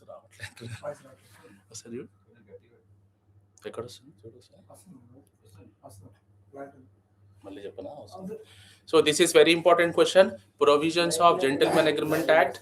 In this 9th chapter, as explained by Yatish sir, agitations for a separate Telangana state, 10 marks answer followed by this 5 marks answer, provisions of Gentleman Agreement Act. In this we have AP Reorganization Act also 2018 and also last one Telangana Regional Coordinating Committee. We have 3 or 4 questions, but it is very important. Thank you. Okay, once again, good afternoon. For Telugu medium people, I'm getting so many comments from Telugu medium. Explain the provisions of gentleman agreement అంటే పెద్ద మనుషుల ఒప్పందం అనేది ఏంటిది అనే ప్రశ్న ఇది చాలా ఇంపార్టెంట్ మన 9th చాప్టర్లో. అసలు పెద్ద మనుషుల ఒప్పందం అనేది ఢిల్లీలో జరిగింది 20 ఫిబ్రవరి 1956లో. తెలంగాణ నుంచి 5 మంది, ఆంధ్ర నుంచి 5 మంది లీడర్స్ కలిసి ఢిల్లీలో కాంగ్రెస్ హైకమాండ్ నిర్వహించింది. దాన్ని పెద్ద మనుషుల ఒప్పందం అంటారు. ఈ పెద్ద మనుషుల ఒప్పందంలో ఏం జరిగిందంటే ద ముల్కీ రూల్స్, ముల్కీ అంటే who are 15 or 12 years continuously stay in Telangana is a qualification for admission into educational institutions and recruitment for all subordinate. అంటే 15 or 12 సంవత్సరాలు ఎవరైతే ఉంటారో తెలంగాణలో వాళ్ళకు ఎంప్లాయ్మెంట్ ఆపర్చునిటీలో జాబ్స్, ఎడ్యుకేషన్ ఆపర్చునిటీ అవకాశం ఇవ్వాలంటారు. ఇది ఫస్ట్ ముల్కీ రూల్. ఇంకోటి ఏంది సెకండ్ వన్, ఒకవేళ చీఫ్ మినిస్టర్ ఒక రీజియన్ నుంచి ఉంటే డిప్యూటీ చీఫ్ మినిస్టర్ అనేది ఇంకో రీజియన్ నుంచి ఉండాలనేది ఈ సెకండ్ ప్రొవిజన్. థర్డ్ వన్ ఏమన్నారంటే 60:40 రేషియోలో, అంటే 60% మంది మినిస్టర్లు ఆంధ్రప్రదేశ్ నుంచి ఉండాలి, 40% మంది ఏమో తెలంగాణ నుంచి ఉండాలి. ఇది మూడవది. లాస్ట్ది ఏంటంటే 5 ఇంపార్టెంట్ క్యాబినెట్ మినిస్ట్రీస్, అంటే 5 క్యాబినెట్ మినిస్ట్రీలలో అట్లీస్ట్ 2 అనేది తెలంగాణకి ఇవ్వాలి, 3 అనేది ఆంధ్రకి ఇవ్వాలి. ఈ ఒప్పందం జరిగింది అన్నట్లు ఎవరి మధ్యలో? తెలంగాణ లీడర్స్కి, ఆంధ్ర లీడర్స్కి. ఎక్కడ జరిగింది? ఢిల్లీలో జరిగింది. హైకమాండ్ కాంగ్రెస్ అప్పుడు తెలంగాణ అజిటేషన్ జరుగుతున్నప్పుడు ఈ మన జెంటిల్మెన్ అగ్రిమెంట్ అనేది జరిగింది. మీరు ఇప్పుడు ఈ 4 పాయింట్లు రాస్తే మీకు 5 మార్కులు ఈజీగా వస్తాయి. ఓకేనా? Next moving to the next question.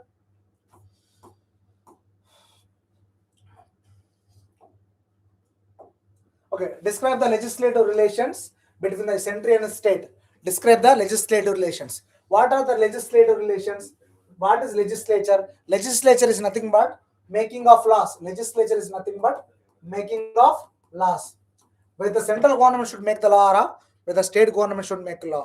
When there is a dispute, when there is no clear-cut allocation of legislation, who are going to make the law? For that one, according to Article 246 of our Indian Constitution, it clearly says that there are 3 lists. Means our Constitution divided legislative powers into 3 lists. What are that list? Union list, state list, and concurrent list. Third one is the concurrent list. Okay? Third one is the concurrent list. First one, what is meant by union list? What is meant by union list? The union list, nothing but the central government only has the power to make the law. Union list means only the central government has the power to make the law. Okay, upon the union list. Okay, the constitution is initially had 97 items in the central list, that is called union list, but it was now increased to 98. Okay, earlier in 1950 there are only 97 items. Items means, for example, defense, railways, insurance, post office. These are all called as a list subjects. There are 97. Originally there are 97 subjects are there cover under the union list. Okay, now it was increased to the 98. Okay, next, what is meant by state list? A union list is nothing but only the central government has the power to make the law. For example, if you take the example of railways, railways comes under the union list. In the matter of railways, only the central government going to take the decision. That is called as a union list.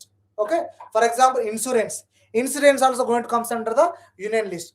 In the matter of insurance, only the parliament, only the central government going to make the law. Next, state list. What is mean by state list? In the matter of state list, only the state government has the power to make the law. Only the state government has the power to make the law. There are currently 59 items are there in the state list. Currently 59 items are there in the state list. What are that one? For example, police, public health, agriculture. These are called as items. They are called as a subjects also. They are called items, or they are called as a subjects also. Means upon this police and public health and agriculture, only the state government has the power to make the legislation. Means the central government does not have a power to make any legislation on police or law and order and sanitization and agriculture. Okay, because it is going to cover under the state list. Next, last one, concurrent list. What is meant by concurrent list? Concurrent list is nothing but both central government and state government going to make the legislation. Both central government and state government has the power to make the legislation. That is called as a concurrent list. Okay, what are comes under the concurrent list? Criminal law, divorce, marriage. These are all examples of concurrent list. Means upon marriage, upon divorce, both central government going to make the law and state government going to make the law. For example, criminal laws. Upon the criminal laws, the central government going to make a legislation and the state government going to take the legislation. These are the 3 lists are there under the Article 246. Okay, these are called as a legislative relation between center and state. అంటే చట్టం ఎవరికి చేయాల్సిన ఉంది అధికారం, అంటే మన Indian కాన్స్టిట్యూషన్లో central government పెద్దదా స్టేట్ గవర్నమెంట్ పెద్దదా అనే ఈ గొడవ రావద్దని అప్పుడున్న కాన్స్టిట్యూంట్ అసెంబ్లీ ఏం చేసిందంటే ఆర్టికల్ 246 కింద ఒక క్లియర్ కట్గా పవర్ డివైడ్ చేసింది. యూనియన్ లిస్ట్లో ఓన్లీ కేంద్ర ప్రభుత్వం చేయాలి, స్టేట్ లిస్ట్లో ఓన్లీ రాష్ట్ర ప్రభుత్వం చేయాలి, కాంక్రూయెంట్ లిస్ట్ అయిందనుకో ఓన్లీ మన both central government and state government చేయాలి. ఒకవేళ you may get a doubt, sir if anything not comes under this 3 list, any subject which not comes under the 3 list, who going to take the decision? That is called as a residuary powers. That is called as a residuary power. Which article? Article 248. Article 248. According to 248, the only the parliament has a power to make the legislation on the residuary items. For example, e-commerce. Next, GST. Means upon this new kind of area subjects, the only the parliament has a power to make the legislation. Okay, I think you are having clarity about this answer. There will be union list, there will be state list and concurrent list. If you write these 3 points, it is enough, and you can take the screenshot also.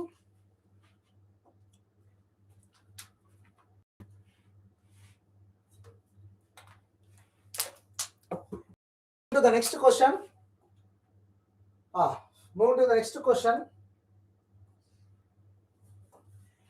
Brief note on the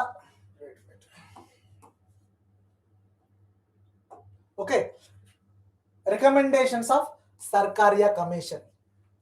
What is Sarkaria Commission means? In the year of 1983,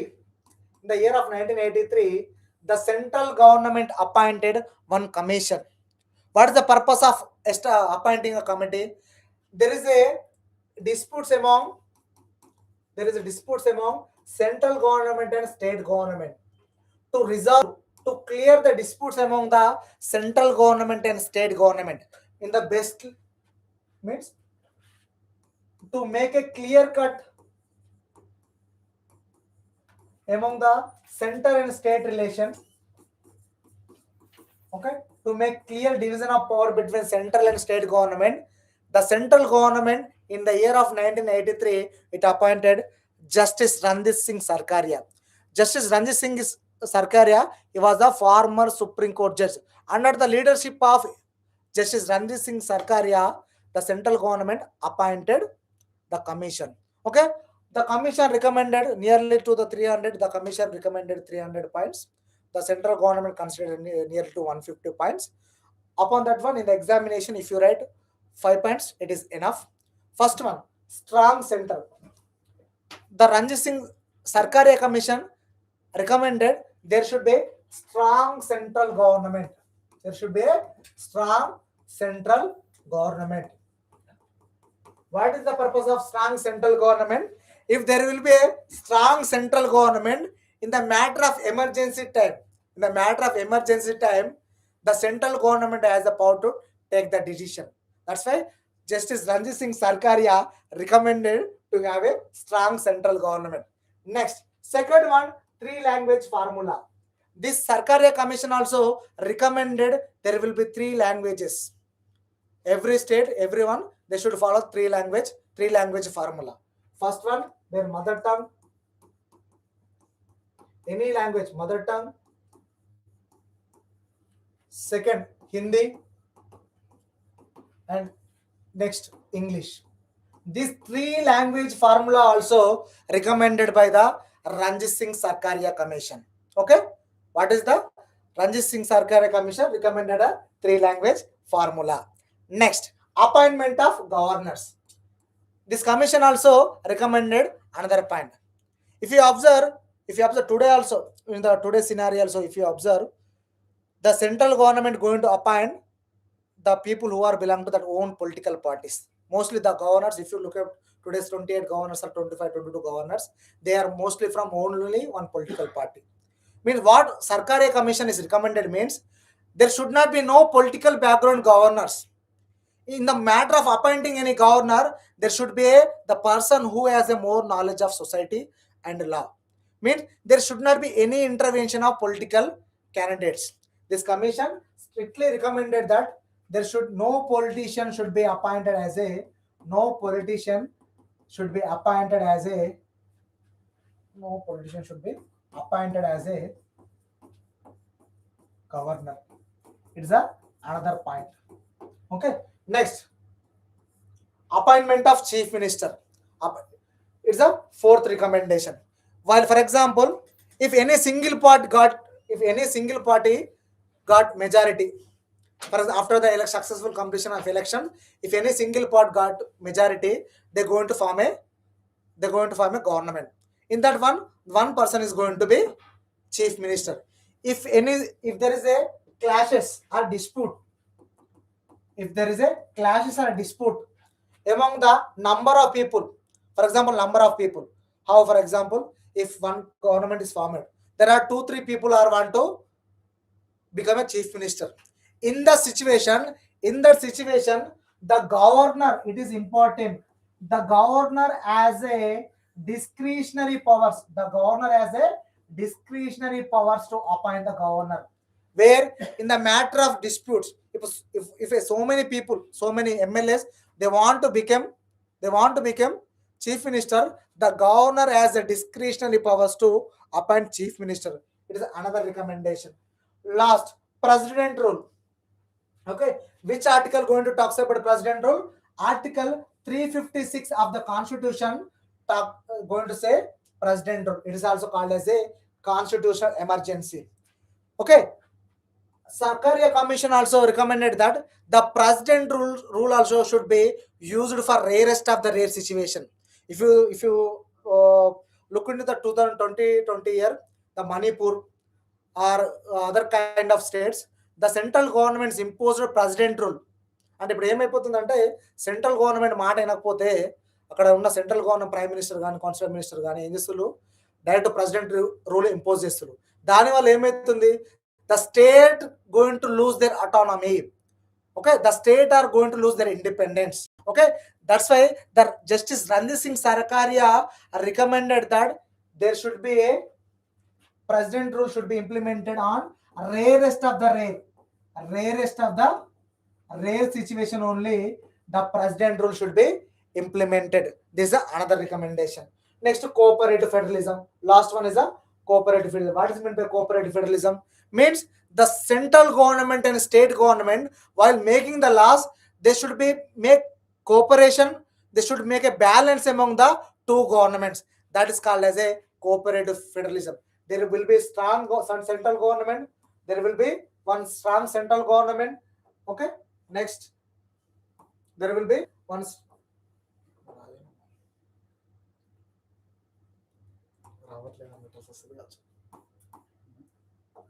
Okay, one strong central government should be there. There will be 3 language formula, appointment of governor. In the matter of appointment of governor, there no politician should means no political background person should not be appointed as a governor. In the matter of appointing chief minister, the governor has a discretionary power to appoint the chief minister. President rule also implemented in the rarest of the rare situation. And also central government and state government should cooperate. They cooperate and balance should run the government. The next one. Okay. Okay. Next, brief note on Telangana Panchayati Raj Act 2018. Okay, write a brief note on Telangana Panchayati Raj Act 2018. Okay, what is the advantage of this answer? Means if you in the examination, if you get these 2 answers, you have to write only one answer. Okay, buy one get one. Okay, if these 2 questions will come in the examination, you have to write only one answer. That is the advantage of this answer. Okay, write a brief note on Telangana Panchayati Raj Act and what is the main provisions of 73rd Constitutional Amendment 1992. Okay, what is 73rd Constitutional Amendment Act? According to 73rd Constitutional Amendment Act, the Panchayat Raj system was implemented in India. Actually, there are only 2 governments, central government and state government. According to the 73rd Constitutional Amendment, there is a 3 level of government. The local self-government was also added to the Indian Constitution. According to 73rd Constitutional Amendment, the Panchayat Raj system was introduced in India. Okay. Next, if you see introduction, Telangana Panchayati Raj Act 2008 was came into the force on 18th April 2018. The main objectives of this act are to strengthen means balaparchadam, okay, to strengthen the local government in the Telangana and fulfill the ambitions of the Telangana state. అంటే తెలంగాణని ఎట్లా అభివృద్ధి చెందాలి, తెలంగాణలో ఉన్న ప్రజలకున్న వేరే అంటే ambitions, వాళ్ళకున్న గోల్స్ ఏ విధంగా చేరుకోవాలనే దానికి ఈ తెలంగాణ పంచాయతీ రాజ్ యాక్ట్ 2018ని చేశారు. ఓకేనా. Next, what are the main provisions of this act? First one, there will be 3-tier system. 3-tier system means there will be 3 level of government. 3-tier system అంటే ఏంటంటే 3 level ఆఫ్ గవర్నమెంట్ అన్నట్లు. What is the 3 level of government? 3-tier అంటే 3 levels అన్నట్లు. Okay, 3 level of government. How there will be a first one, village level that is called gram panchayat. Next, at block level we can call as a mandal level also, that is called as a mandala parishad.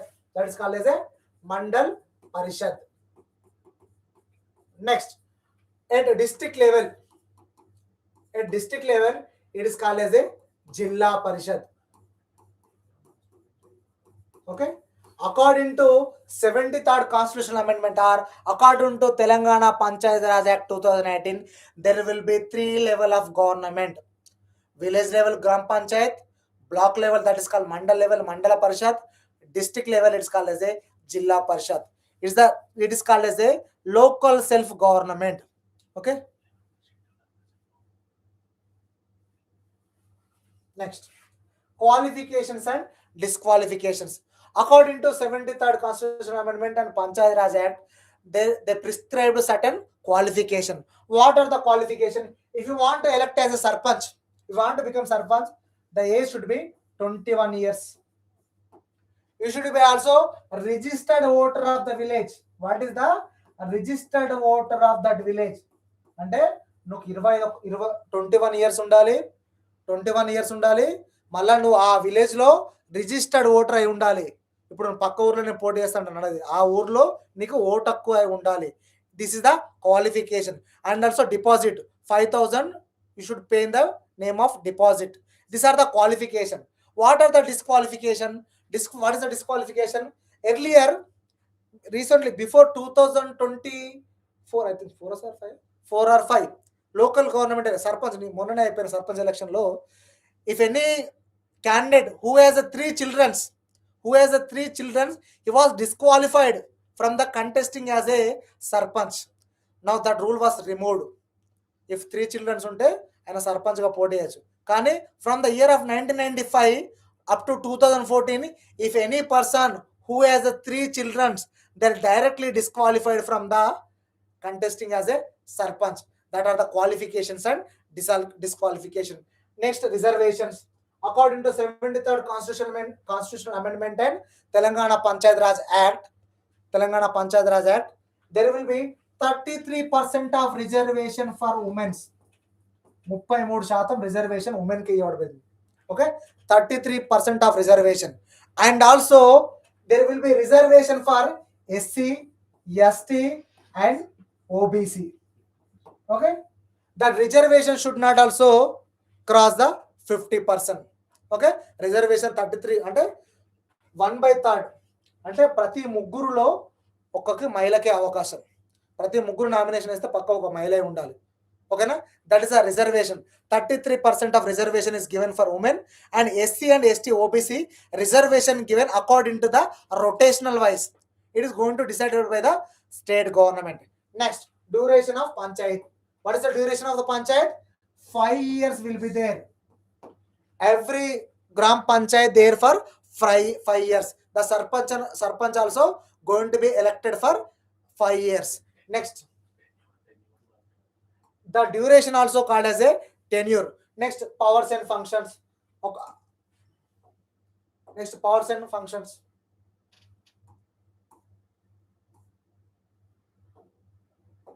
Okay, what are the powers and functions?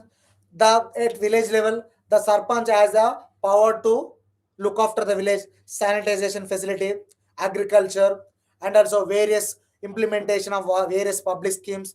The Sarpanch is the first citizen of that village. He has to look after all the safeguards of that village.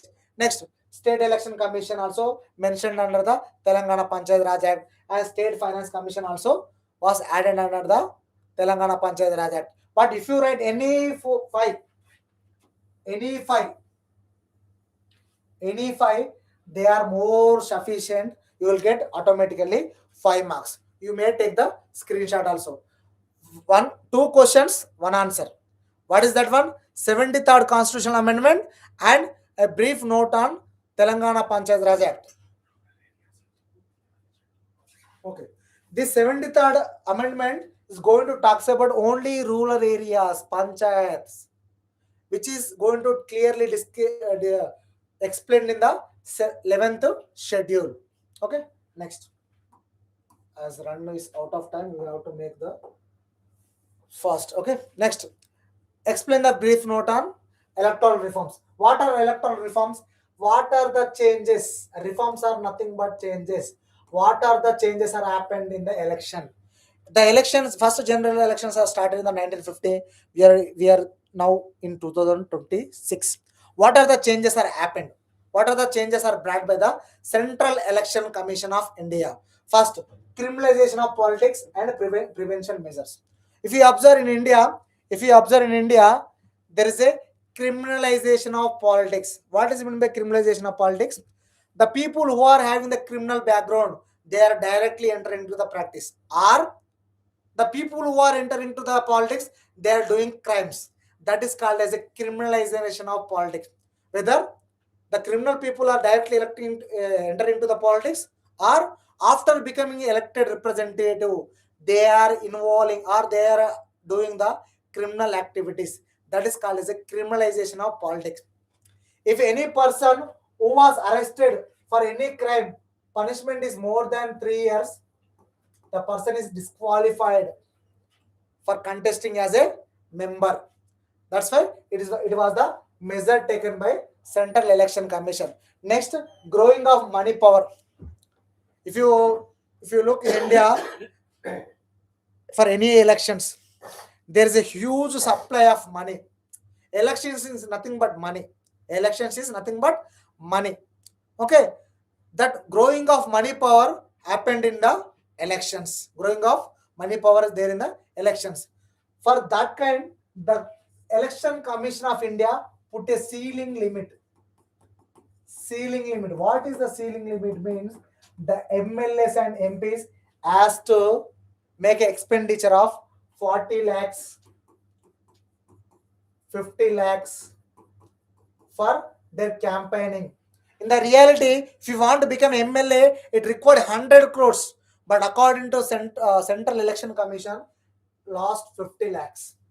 Means there is a Election Commission of India put a ceiling limit on the growing of money power. Next, use of caste and religion in the politics. If any person who use caste and religion for sake of getting votes from the people, innocent civilians, they are also disqualified from the election contest. Next, objection on the preparation of electoral rolls. Means if any changes are there in the electoral rolls, we are having the right to make an application. Earlier, the commission going to prepare one electoral general voter list, then we have to follow that one. But today, if you have any mistakes, any kind of address mistake or any kind of name changes, you make a application. Means any kind of objections also going to look after by the election commission. Next, EPIC, electoral photo identity card. It is called as EPIC. It will also comes for 2 marks. EPIC means electoral photo identity card. In the simple language, we call as a voter ID. Simple language, we call as a voter ID.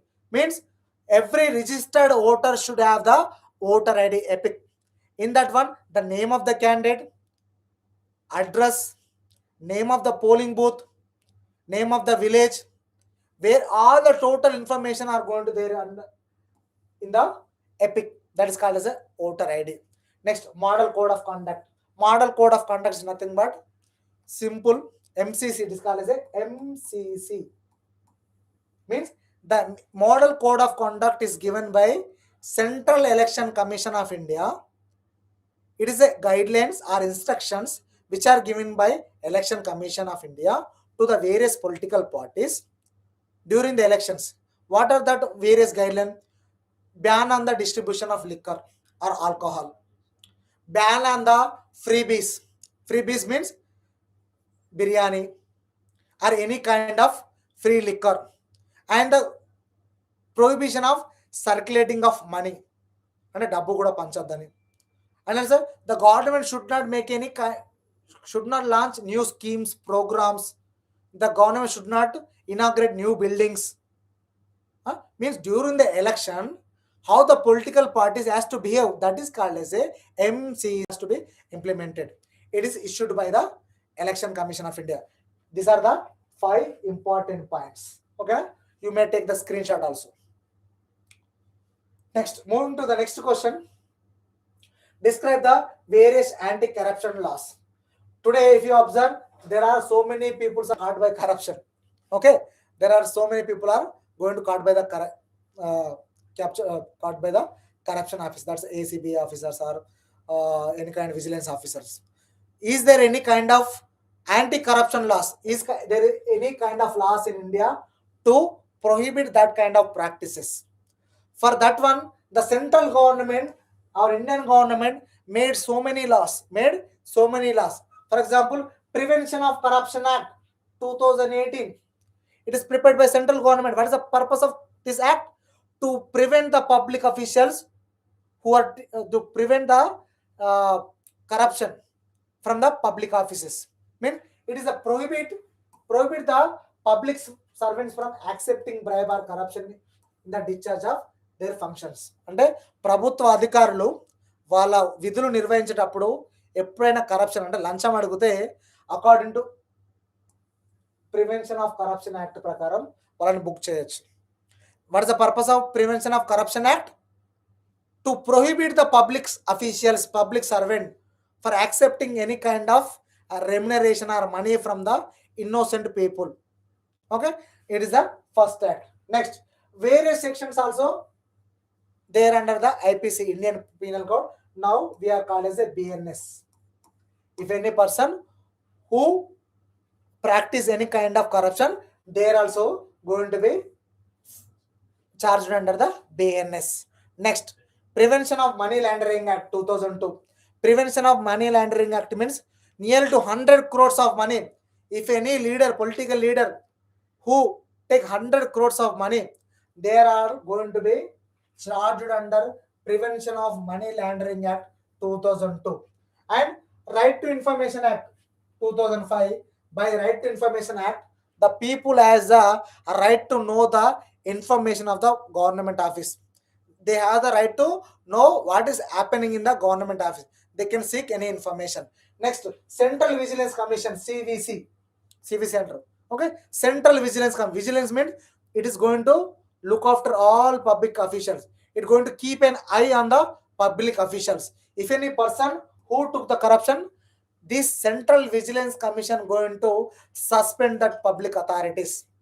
It is one of the organization. Okay, and also Central Vigilance Commission going to prepare a citizen's guide.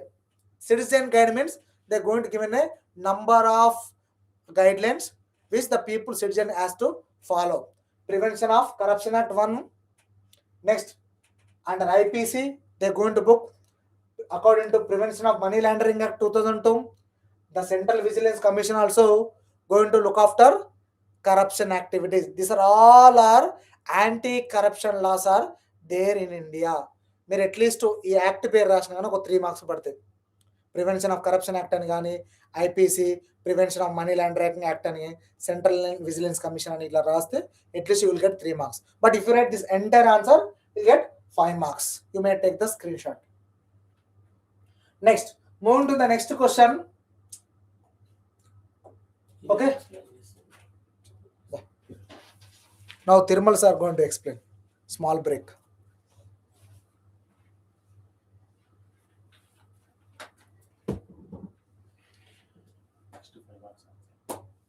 Next to 5 marks answer.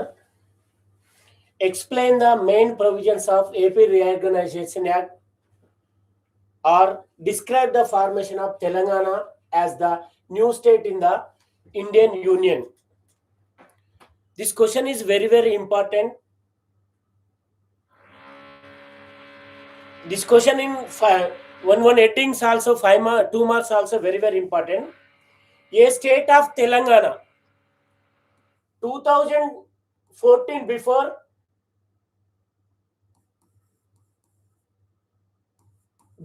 of 2014 before of Andhra Pradesh 23 districts. 2014 after Andhra Pradesh 13 districts and separate 10 districts, Telangana districts separate 10. A state of Telangana 2014 June to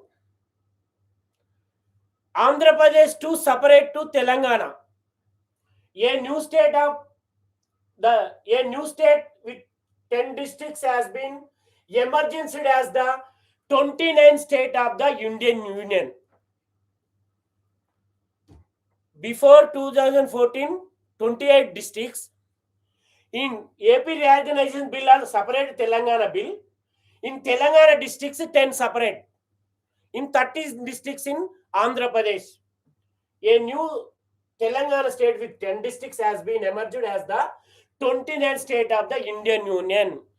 2014 Act, Parliament in bill submitted, only 10 districts in Telangana, 13 districts in Andhra Pradesh. Next, a state of Andhra Pradesh. The state of Andhra Pradesh, 13 districts. 10 districts in Telangana, 13 districts in Andhra Pradesh. Very, very 2 marks also very, very important. Next, Andhra Pradesh of the division of the state. 23 districts, 10 districts, Telangana and 13 districts in Andhra Pradesh.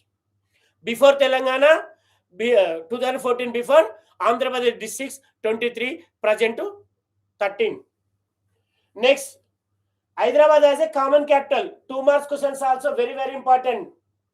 Telangana separate 2014 to 2024. This year 2026. Telangana separate Telangana period 12 years. 2014 to 2024. Exceeding 10 years in Andhra Pradesh and Telangana, only one capital. That capital is a Andhra Pradesh. Hyderabad capital for the states of Telangana and Andhra Pradesh for a period of not exceeding in 10 years. Telangana separate Telangana 2014, 14 to 24, 10 years, only one capital. That capital is Hyderabad. 2 marks questions also very, very important. First point is state of Telangana. Second point is state of Andhra Pradesh. Telangana districts 10, Andhra Pradesh district 13, and Andhra Pradesh, Hyderabad capital in Andhra Pradesh and Telangana to 2024, 14 to 2024, 10 years, only one capital. Common governor, for example, 2014 is separate, Andhra Pradesh is separate Telangana, E.V.L. Narasimhan in governor in Andhra Pradesh and Telangana, common governor for the both the states of the Telangana and Andhra Pradesh for the sometime means 5 years or 6 years, not 10 years. Next, 5 members of the Rajya Sabha. Members of the Rajya Sabha. For example, Rajya Sabha members and Lok Sabha members in separated. 7 members in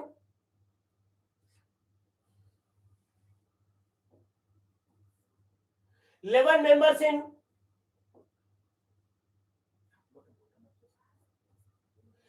members in Andhra Pradesh, Rajya Sabha members, 7 members in Telangana, total 18 members. In separate, in 13 districts in Andhra Pradesh, in Rajya Sabha MPs, 11 members, and 10 districts in Telangana, 7 members. This is very, very important.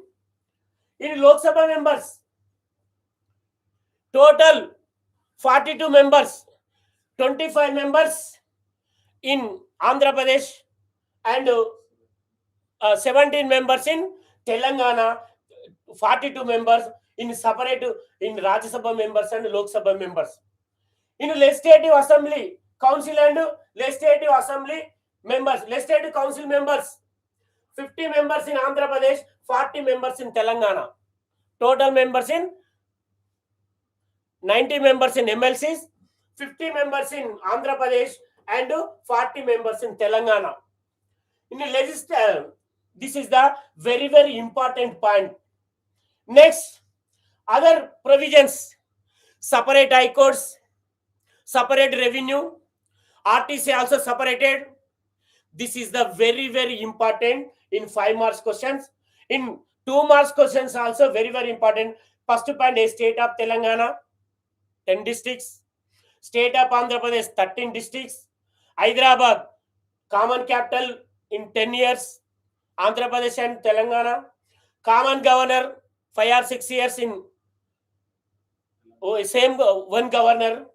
And Rajya Sabha members and Lok Sabha members and Legislative Council and Legislative Council members also separated, and other high courts and revenue and RTC also in separated. This is the very, very important in 5 marks question. This question also 10 marks or 5 marks, very, very important.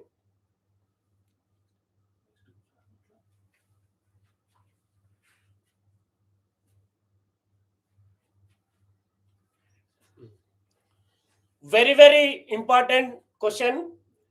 E-governance. E-governance means electronic governance. Electronic governance means paperless governance. For example, online classes, Mi Seva, E-Seva, Android phones, that is the e-governance. E-governance means electronic governance, not using man-made works. It can also be called as a paperless governance. Once upon a time, only in man-made, in government works, that is the traditional and old method. Latest method is the e-governance, means electronic governance. Computers, laptop, in etc. etc. It can also be called as the paperless governance. This is the very, very nowadays very, very important in RTC department also, electricity department also, in corporate colleges also utilize the technology. Next, merits. Very, very important in merits, informing the, consulting the citizens.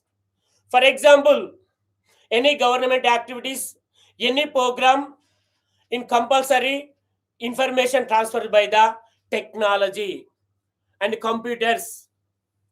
Next, reform the process of the e-governance. For example, reform the process of the governance. Any program clearly explained by the e-governance. Next, access to information. Every information, government programs, information transferred by the citizens. Citizens' opinions transferred by the government. Citizens' interest on government to fulfill of the programs. Very, very important duty of the e-governance. Next, to improve quality service for citizens. What is the meaning of quality? Quality means many members in government activities use, programs use. That is the, for example, in Revanth Reddy government also, in free bus system, in free houses, in ration rice, that is the very, very important. Rich people, poor people and middle class people. How many poor people support of the programs, that is the very, very important to improve quality services for the citizen. Simple rules. For example, once upon a time man-made in critical methods, in computer and laptop and technology methods, only simple rules, not critical method. And efficiency.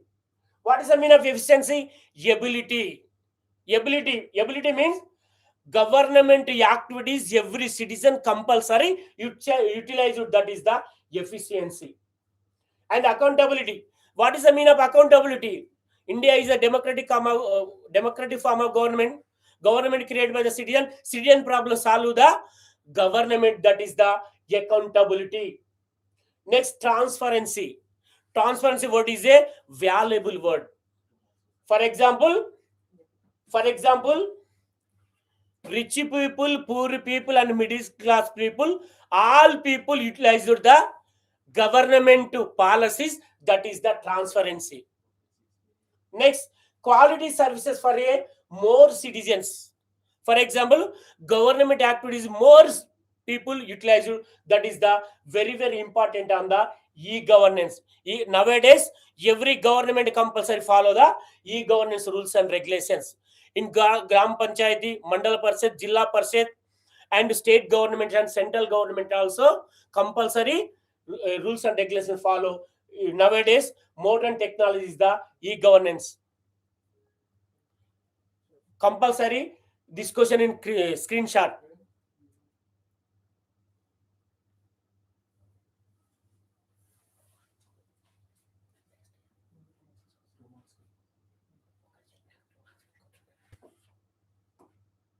Okay, last one.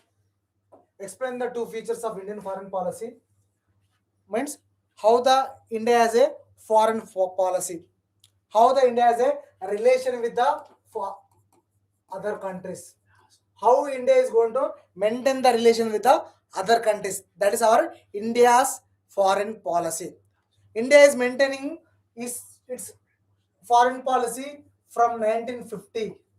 India maintaining its foreign policy from 1950. India always support international peace. Okay, international peace is the one of the important future of Indian foreign policy. Means India always give the importance for international peace. Means India always promote the peaceful atmosphere with all other countries. Okay. Next, Panchashila. It is the second important feature of Indian foreign policy. Panchashila is nothing but it is an agreement. Panchashila agreement. Panchashila agreement which is happened between India and China. India and China. Okay, Panchashil principles are its agreement happened between India and China. Panchashil means 5 principles. What are the 5 principles? This question also going to ask for 2 marks. What is Panchashila principle? It is happened between India and China. First one, this both countries should be respect each other. First one, equality and mutual benefit. Second one, peaceful coexistence. Means these 2 countries should be live in a peaceful manner. Next, non-interference in the matters of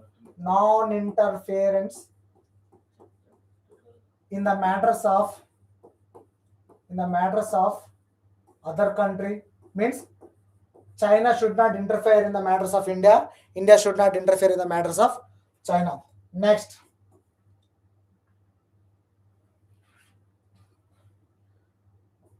promotion of imports and exports.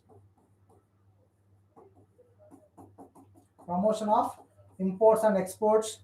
Next,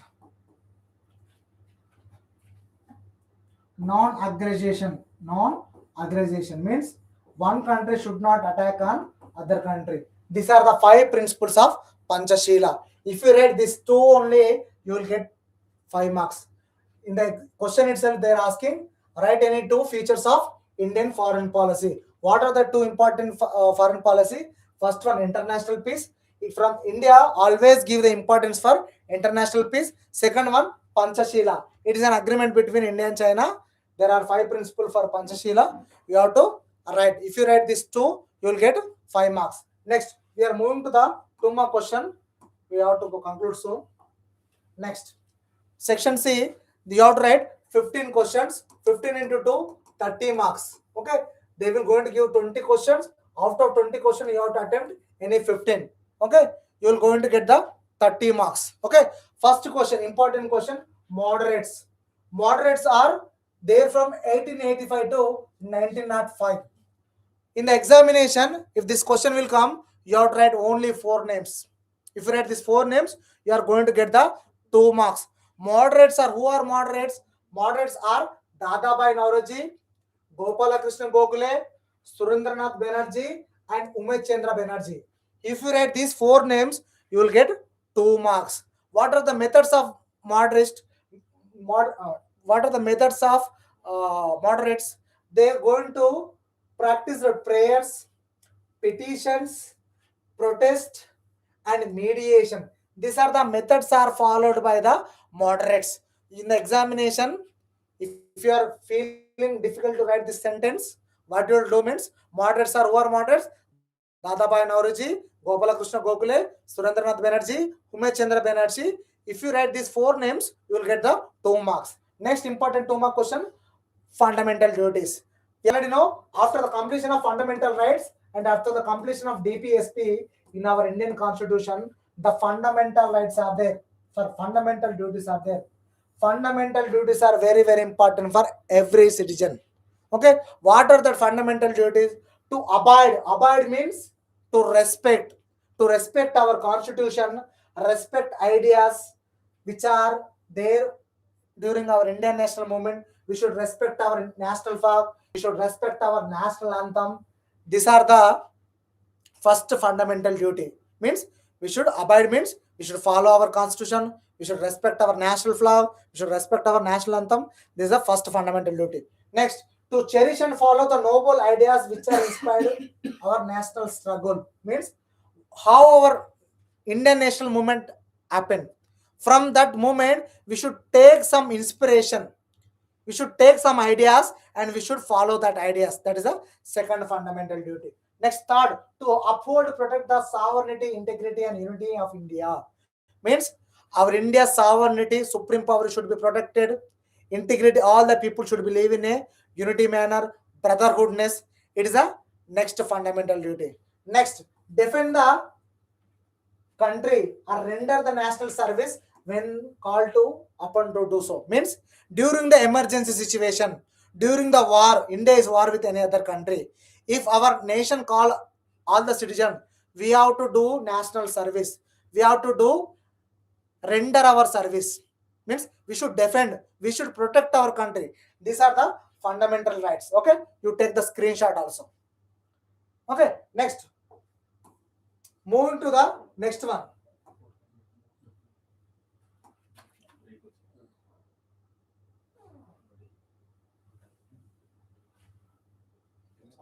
Okay, we'll share the screenshot. Okay, next question, drafting committee. Drafting committee. Drafting committee, Constituent Assembly set up. Constituent Assembly set up to 22 committees. Constituent Assembly set up to 22 committees. From the 22 committees, there will be a drafting committee. Constituent Assembly set up to 22 committees. One of the committees is the drafting committee. The drafting committee is headed by the Dr. B.R. Ambedkar. Headed by the Dr. B.R. Ambedkar is the chairman of the drafting committee. Who are the members of the drafting committee?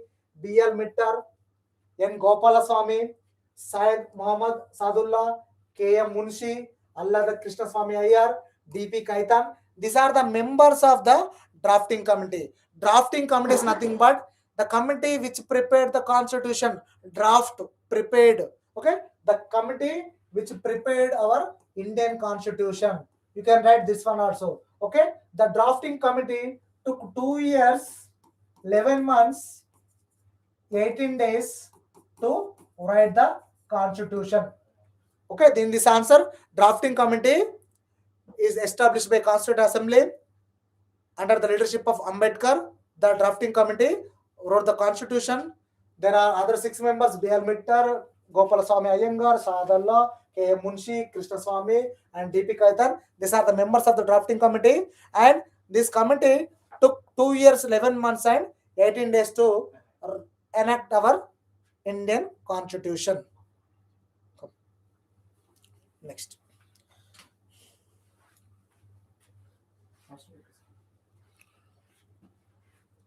Next one is Electoral College. In the third chapter, Union Government, we have this 2 marks answer. The President of India is indirectly elected through Electoral College consisting of elected members of Rajya Sabha in the upper house, Lok Sabha in the lower house, and state legislative assemblies and union territory. The President is indirectly elected through the elected members of Rajya Sabha, Lok Sabha, and legislative assemblies of Delhi, Pondicherry. These are the union territories of Jammu and Kashmir. Assembly Speaker, next, very important. The members of the Legislative Assembly elected the Speaker from among themselves. The Speaker presides over the meetings of the Assembly. Next one, composition of Rajya Sabha. In composition of Rajya Sabha, we have 250 members. In that, 12 members are nominated by President of India. And at present, Rajya Sabha members are 245. Maximum 250. 238 members are represented by states. 12 members. Represented by states and UTs from different UTs, and 12 members are nominated, means selected by president. Selected by president from 4 categories, that is literature, sports, arts. Okay, from there are 250 members in the Rajya Sabha. You are right. Maximum 250. 238 elected represented from states and UTs. 12 members are nominated by the president. Presently, there are 245 members in the Rajya Sabha. If you write these words, you will get automatically 2 marks. Okay, na? You can take the screenshot also.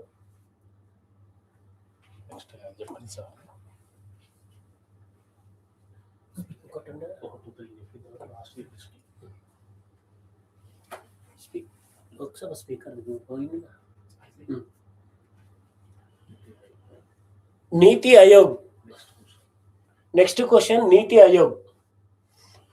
The Niti Ayog, the national institution for the transforming India, came into force in January 1st and 2015, place of the Planning Commission.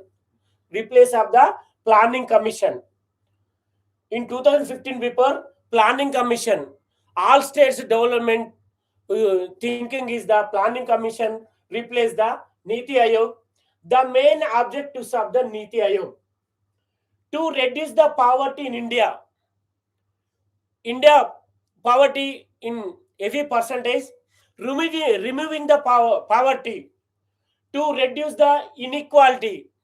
For example, rich persons and poor persons in heavy, rich persons in dominate in society and poor persons in depend on other government and rich person. So reducing inequality, protect the environment and ecological assets. Environment, what is the meaning of environment? Health, life, good life. Protect the environmental and the ecological assets. Human being, every person compulsory protect the environment and the ecological assets also very, very important. In central government and state government also compulsory protect the environment and ecological assets. The Prime Minister of India is the chairperson of the Niti Ayog. Niti Ayog chairman in Prime Minister. So this is the very, very important 2 marks question. Grama Sabha. Grama Sabha word is a Telugu word. Grama Sabha in village meeting. Article 243A, the Act provides a Grama Sabha at the village level. For example, one village first citizen in Sarpanch, it is part of the Grama Panchayati. For example, Grama Panchayati meeting different and Grama Sabha separated. In Grama Panchayati meeting, in only Grama Panchayati office. For example, Sarpanch, Upa Sarpanch, ward members, Secretary also meeting in secret in Gram Panchayat office. That is the Grama Panchayati meeting. Grama Sabha, Gram Panchayat office outside. In village meeting is a Grama Sabha to compare. It is the part of the Gram Panchayat comprising all the registered voters of the Panchayat. For example, in Gram Panchayat meeting, not participate the village voters. In Grama Sabha, compulsory participating the registered village voters. Grama Sabha meetings presides over by the Sarpanch. Gram Panchayat meeting also, Grama Sabha also meeting conducted by the Sarpanch. Sarpanch through meeting conducted. Grama Sabha shall meet once in 2 months. For example, 2 months compulsory meeting conducted by the Grama Sabha. Any village not conduct the Grama Sabha, that Grama Sabha is a corrupted. This is the very, very important. Article 243 the Act to provide the Grama Sabha at the village level. It is the part of the Grama Panchayat, comprising all the registered voters of the Panchayat. Grama Sabha meetings presides over by the Sarpanch. Grama Sabha shall meet once in 2 months. This is the very, very important 2 marks question. You can take the screenshot. Next, we are moving to the next one.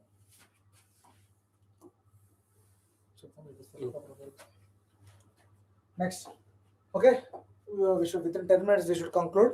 Next, Balwantara Mehta Committee. This Balwantara Mehta Committee was also appointed by central government to review the how Panchayat Raj system is working in India. This Balwantara Mehta Committee appointed by central government in the year of 1957 to strengthen, to review how Panchayat system is working in India. That's why this Balwantara Mehta Committee was appointed. This committee was recommended to establish a three-tier structure as we have discussed in 73rd Constitutional Amendment Act 1992 and Telangana Panchayati Raj Act 2018. What they are going to suggest, there will be three-tier level of government. According to Balwantara Mehta Committee only, in our local government we are following three-tier structure of Panchayat. The Rajasthan government is the first state to implement the Panchayat Raj system. If you read these 3 points, you will get 2 marks. Okay, this committee was appointed by central government in the 1957 to strengthen the Panchayat Raj system. This committee recommended the three-tier. Tier means level. Three-tier means 3 level of government, 3 level of Panchayat. This Rajasthan is the first state to implement the Panchayat Raj system. Next, whistleblowers. Whistleblowers are nothing but the activists, the people who are going to disclose the corruption activities. Means they are giving the information to the public authorities that is against the corruption, that they are called as a whistleblowers. Means the activists means the people who expose means who give or disclose, who will give the information, who disclose the information of public offices and alert the people against the corruption. They are called as a whistleblowers. Means they are going to make a whistle about the corruption going to happen in that area. They are called as a whistleblowers. Means they are going to leak the information to the higher authorities. They are called as a whistleblowers. Next, National Voters Day. National Voters Day. The Election Commission of India was established on January 25th, 1950, on the occasion of, on the remembrance of the 25th January 1950. Every year 25th January, every year 25th January, we are going to celebrate National Voters Day. Okay, in the occasion of establishment of Election Commission of India, we are going to celebrate National Voters Day. You can take the screenshot. Next, moving to the next question. Right, Mulki rules. Already we discussed Mulki rules more than 2 times. I discussed in the question. What are the various factors for agitation for Telangana movement, and in the gentleman agreement we already discussed about Mulki rules. Mulki rules are part of the gentleman agreement. What is the purpose of Mulki rules? Means the people who are continually stayed 12 years in Telangana, they are going to get opportunity, qualification to get into the educational and employment opportunity. Mulki means nothing but it is the Urdu word. Mulki means resident of that place. The the person belong to that particular place, that is called as a mulki. Okay, means the people who are continuously stay 12 years in Telangana, they become a mulki. Okay, that is the mulki rules. Next, write about electoral photo identity card, epic. Already I explained. Epic is nothing but voter ID. Who are going to give this voter ID? Election Commission of India is going to give the voter ID. When before elections, to cast your vote, the Election Commission of India are going to give the voter ID. Okay, it is also important question. Next, this question also going to come in the examination, because terrorism, today we are observing there are so many terrorist activities are occurring throughout the world. Okay, that's why in the examination they are going to ask what are the characteristics of the terrorism, means what are the important features of the terrorism. Terrorism is organized, planned and deliberate act of violence carried out of the handful people, means it is organized. The terrorists are going to organize plan, they're going to organize, they're going to make a plan, they're going to execute the plan upon the innocent civilians, innocent people. The terrorist attacks also going to happen upon the innocent people. For example, what are the most vulnerable places, where the terrorist attacks are going to happen?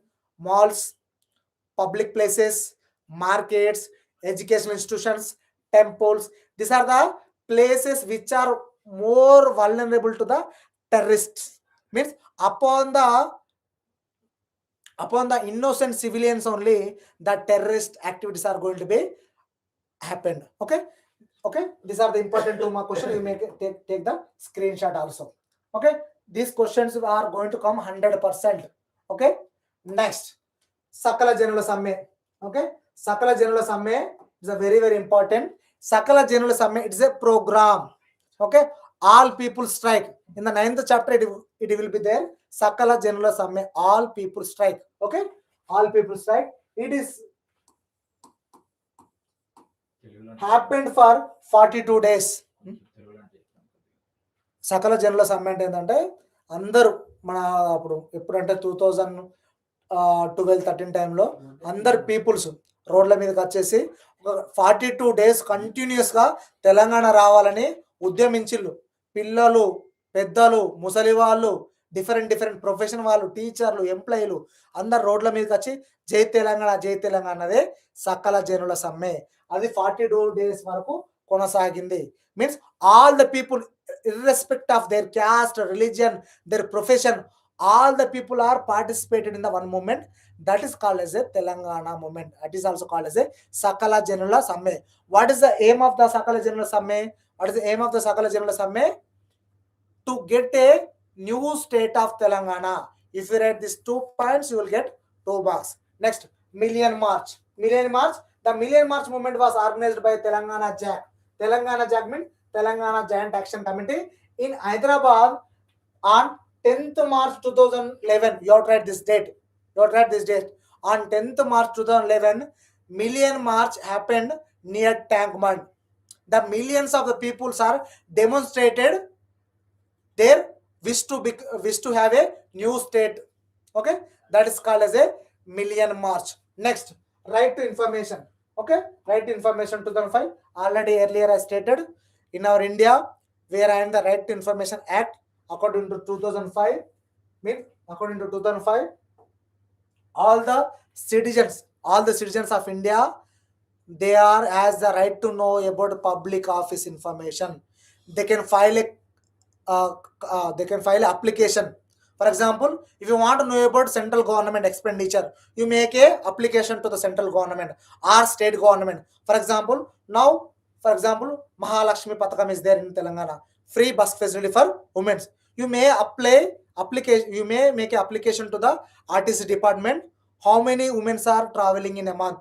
How much of expenditure government going to include upon that Mahalakshmi scheme? According to which act? According to Right to Information Act. It was enacted. It was made 15th June 2005. It was implemented from October 2005. Every citizen has a right to know about the public activities or public policies. And you can take the screenshot now. Next, moving to the next one.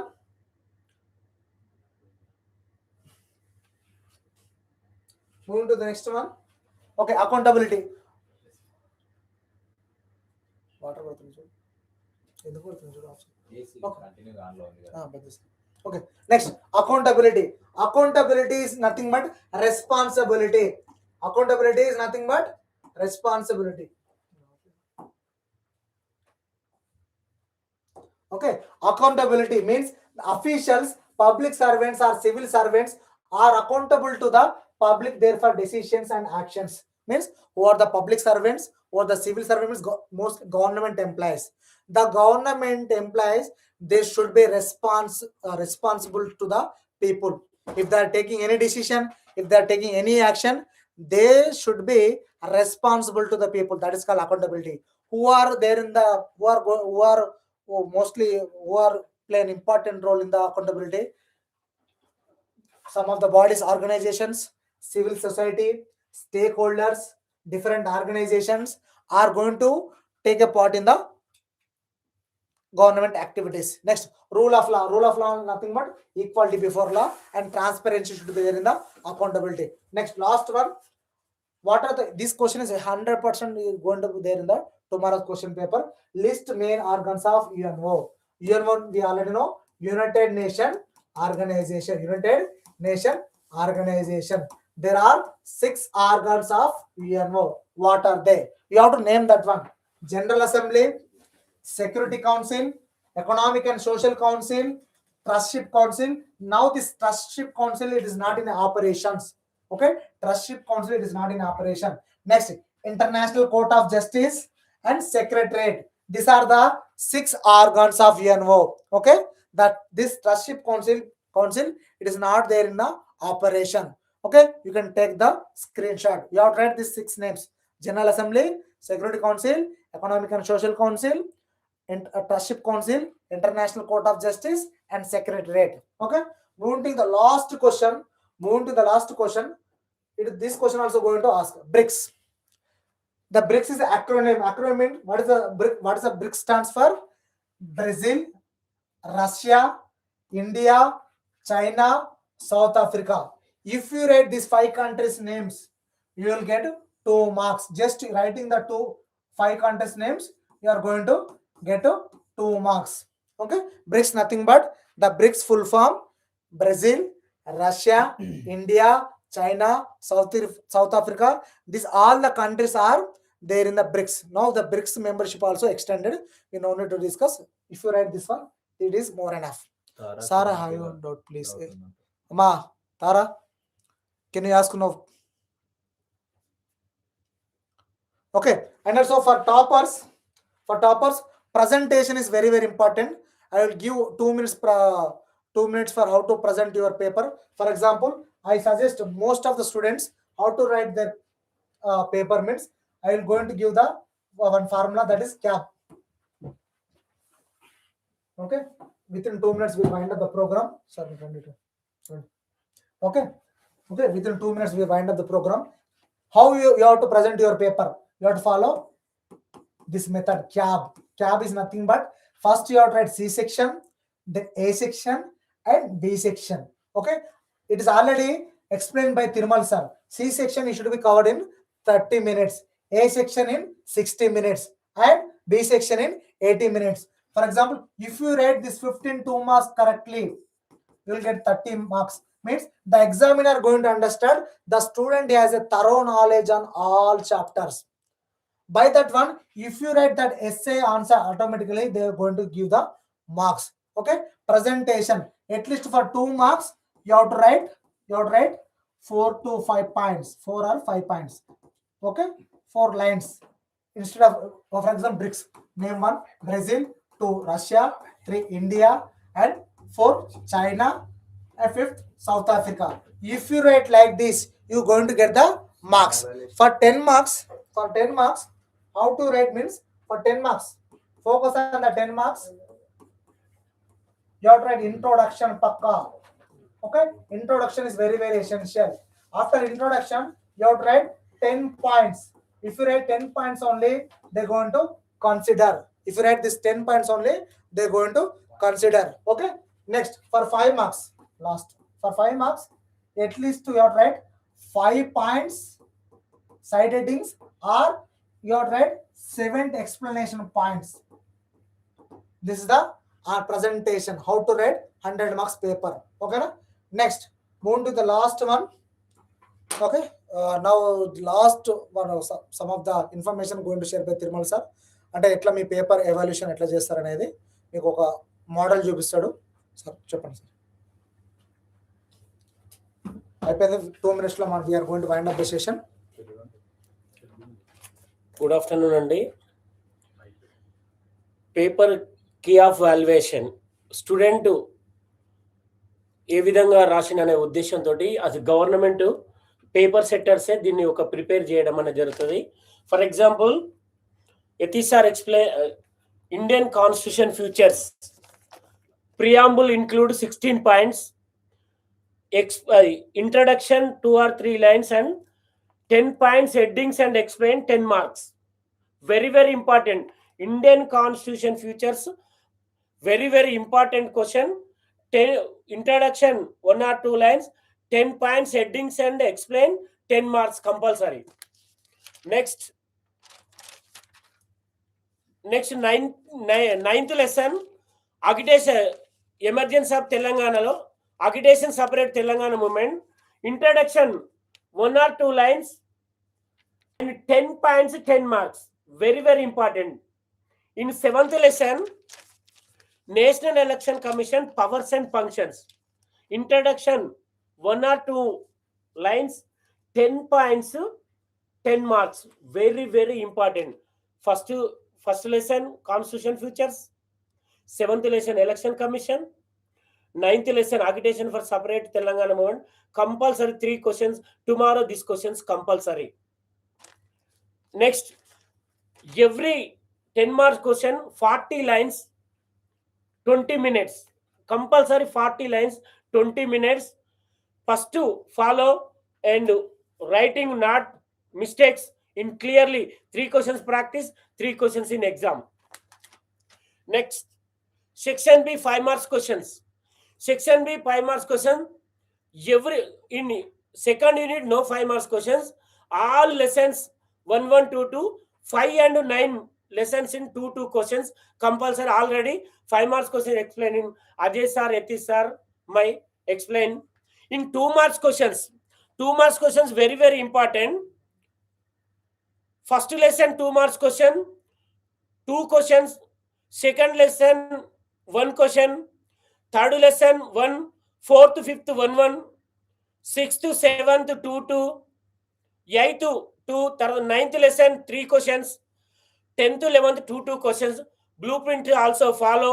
Every paper setter compulsory follow the blueprint. Follow. Students also easy get on marks in blueprint. In 5 marks question, 20 lines compulsory, 20 lines compulsory. 1 5 marks question, 10 minutes, 80 minutes compulsory completed. Section C, 20 questions, write in 15, 2 minutes 1 question, half an hour completed. 10 minutes in questions mistake or questions in miss in check paper checking in 10 minutes, 180 minutes completed. All the best. Okay. For you want this all important question and answers, you may go through the classes. You can pause the session, you take the screenshot and you can read. అంటే మీకు కావాలనుకుంటే మీరు ఇప్పుడు class మధ్యలో మీకు screen shot మేము time ఇచ్చినాం కదా, ఆ స్క్రీన్ షాట్ తీసుకొని చదువుకోండి. What are the information we shared, we presented no, it is more sufficient. If you write this much information, you are going to get more than 95. It's our guarantee. Okay na? And read some other questions also. Okay. Focus on all important questions. Focus on all important questions and also watch all the important questions. We should also thank Veeresh sir for providing a digital platform to help the thousands of students for getting good marks in their intermediate second year civics. Okay na?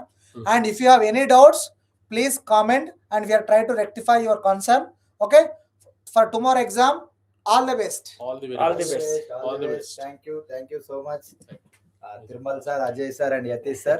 Thank you giving for this wonderful live session on second year civics. So చాలా రుణపడి ఉంటాను నేను జీవితాంతం. Thank you for once again Tapasya management.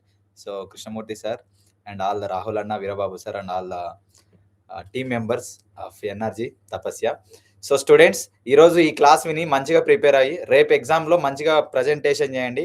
So మీకు A to Z sir వాళ్ళు explain చేశారు కదా, ఈ రూల్స్ అన్ని ఫాలో అయ్యి మంచిగా ప్రజెంటేషన్ చేయండి. రేపు ఎగ్జామ్ రాసిన తర్వాత ఈ రోజు క్లాస్ నుంచి ఏమేమి క్వశ్చన్స్ మీకు కవర్ అయ్యాయో కామెంట్ సెక్షన్లో మెన్షన్ చేయండి.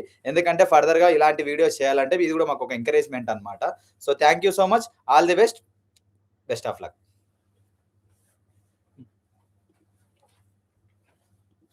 ఇప్పుడు కనిపిస్తుంది.